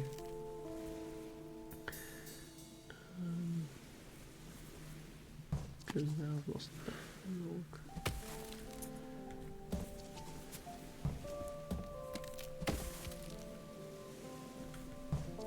Yeah, that seems too good to not be the answer. Oh, I do that first, and then I do that, and then I do that, and then I do that. There we go. Yeah, so use that other log as a barrier, and we can go right. I feel like I'm starting to get better at these puzzles very slowly. So the obvious thing to do with this one is just make a bridge. But I can already get over there using the raft. And this log is stripy, which usually means it needs to be carried to another island. This. But what can I do with it now I'm here? I can make your bridge back again. Seems like it doesn't achieve much. Matcha says, wonder if another type of tree will appear. So my understanding of this game is that all the core game mechanics have been uncovered by the time you get to the ferry and get to the credits. So then, like, finish a normal playthrough. The islands that are not required to beat the game are optional extra islands that may be harder but will use the same mechanics. So I don't think there are any more types of tree. I'm willing to be proven wrong, but that's my understanding of this game. Right, the other thing I can do is send this raft over here and be stuck on this island forever. That doesn't seem like a good solution. Oh. When I reset, my log is still in the water. What the hell? How does that work? Oh, because I'm resetting on this island. Okay, so if I reset this island now, it puts me there. But if I reset it now...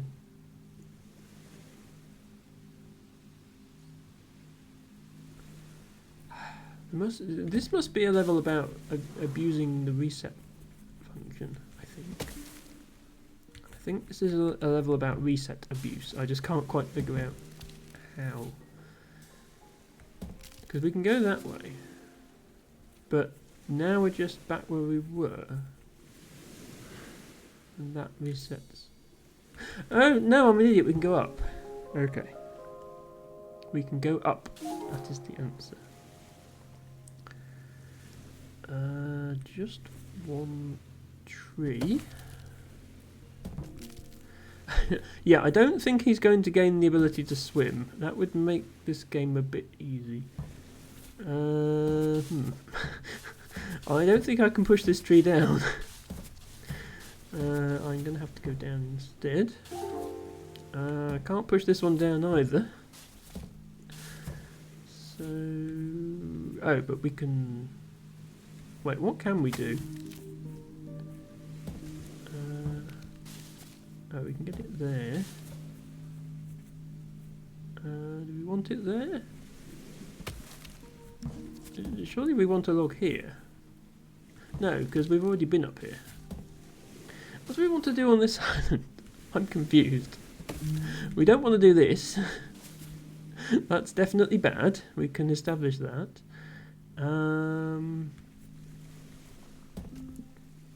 What else can we do?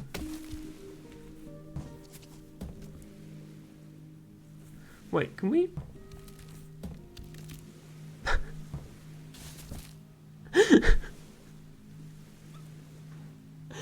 I don't think this is the answer either, but it's certainly a new thing that we've not done before. Okay, what if we push... Actually, what if we push this one first and then this one? Okay, we're discovering exciting new ways of marooning ourselves on this island.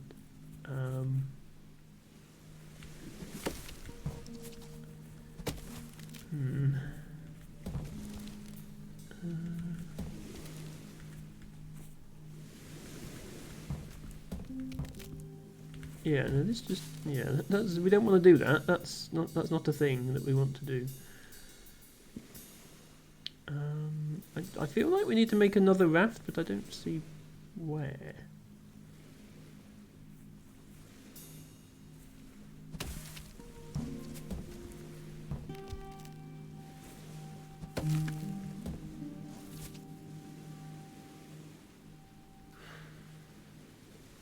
Okay, I'm going to use the hint to find out where the raft goes. Wait, okay, that's telling me to do this. That's what was in the hint. But I already did that, and this happened.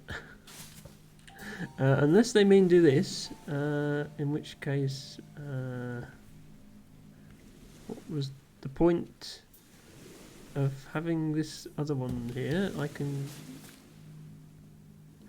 Oh, actually... No, actually... Oh, we have to do this! Okay, I was never going to find that in a million years. I'm glad I used the hint. Because I'd already found the configuration that the hint was hinting at. I just didn't see any way that it could be used to progress. So once I knew that it was necessary to progress, then yeah, I could use it. Okay, looks like we have another big island with a coffee machine and a popcorn stand and an exhibit. This is a fancy island we found here. Portable hot wand.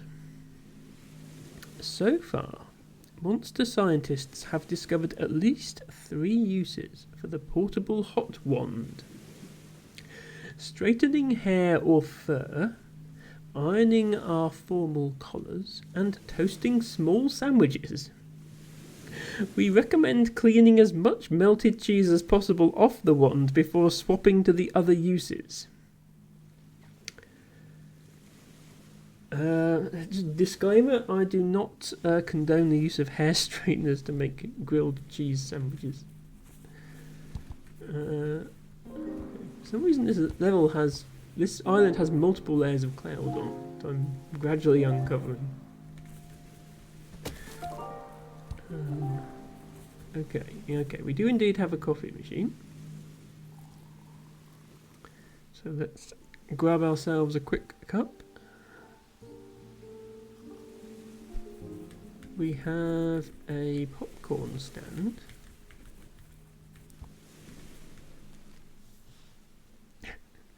T-Bagger wants to do it and doesn't even like cheese. Oh, I love cheese. Cheese is one of my all-time favourite foods. I am the opposite of lactose intolerant. I am lactose dependent.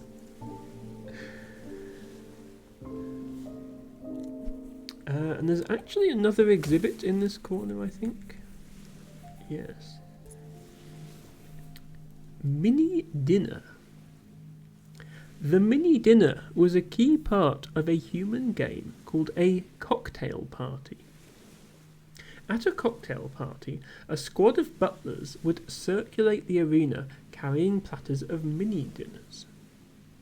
Attacking players, or guests, tried to steal these without being deemed gauche.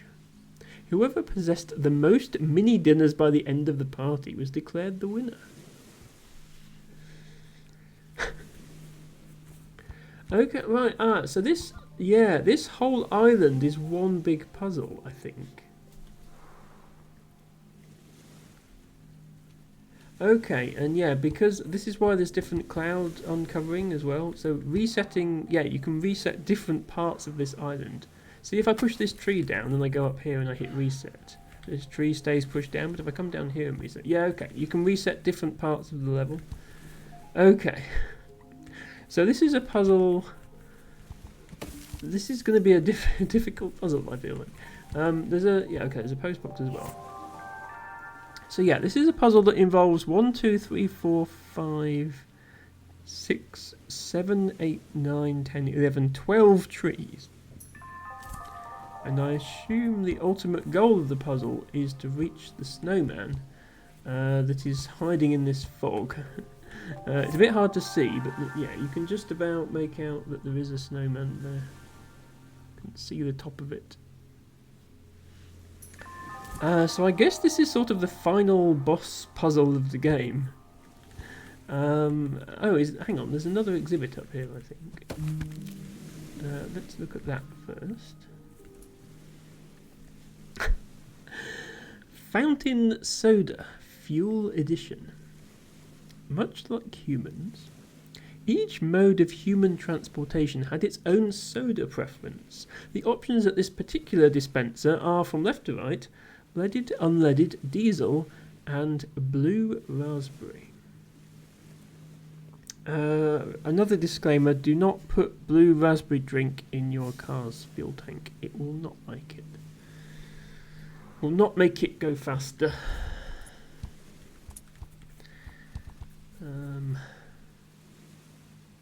So yeah, I think this is some sort of final boss puzzle, and it's actually pretty good timing that we're now 4 hours into the stream. So I'm not going to attempt to solve this puzzle today. Maybe I'll attempt it in future. Well, I'll definitely attempt it in future, but maybe it'll be on the stream, maybe it'll be off stream. I did want to get a new game started on Fridays, which we'll probably do next week. So that actually, that explains why that cloud was so big, because most of it is this one giant bonus island. And that reveals 3 of the missing exhibits. There is one more exhibit here, which is just, here there was a branching path and we only solved this direction, so we can solve that to go into there. But we made good progress today, definitely. We started off on this island with its 4 logs. We did all of that bit, and then we came over here and did this entire section, which is almost like a whole biome to itself. And then we unlocked the mega island over here. And with that, I think I will let you have a sit down, and we will leave you there. So I think I'll get ready to raid now.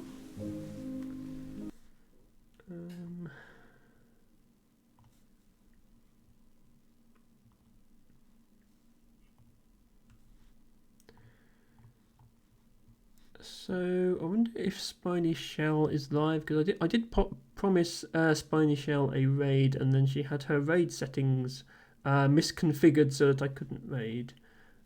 Is she still live? She is still live. Okay, well, since I owed her a raid in advance, we shall do that. So, thank you everybody for watching. Thank you in particular to LT Bago for subscribing for 6 months at tier 2. And thank you to Carl, who followed shortly before the stream. Thank you to everybody for being here, redeeming your daily flowers. We are going to raid Spiny _Shell. I did promote her a couple of times already. Amazing streamer. Fairly new, only just got affiliate. But great energy, great big long streams, which might change soon due to work commitments, but certainly at the moment she's been going 5.5 hours already. Playing Ocarina of Time, did a vanilla playthrough, then did a randomizer playthrough, then did a co-op with her sister, who also streams, introducing her to the game, and is now, I think, doing another randomizer.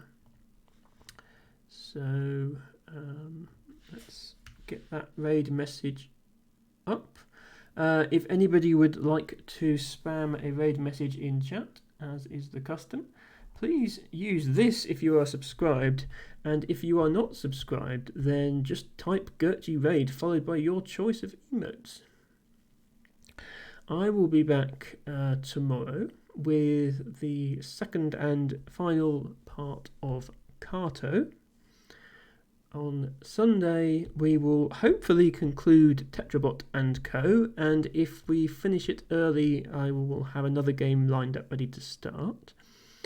And I will be back here same time next week with a new game to replace this. I will not be replacing Dorf, but we might have a stream off from Dorf and then do the next monthly mode.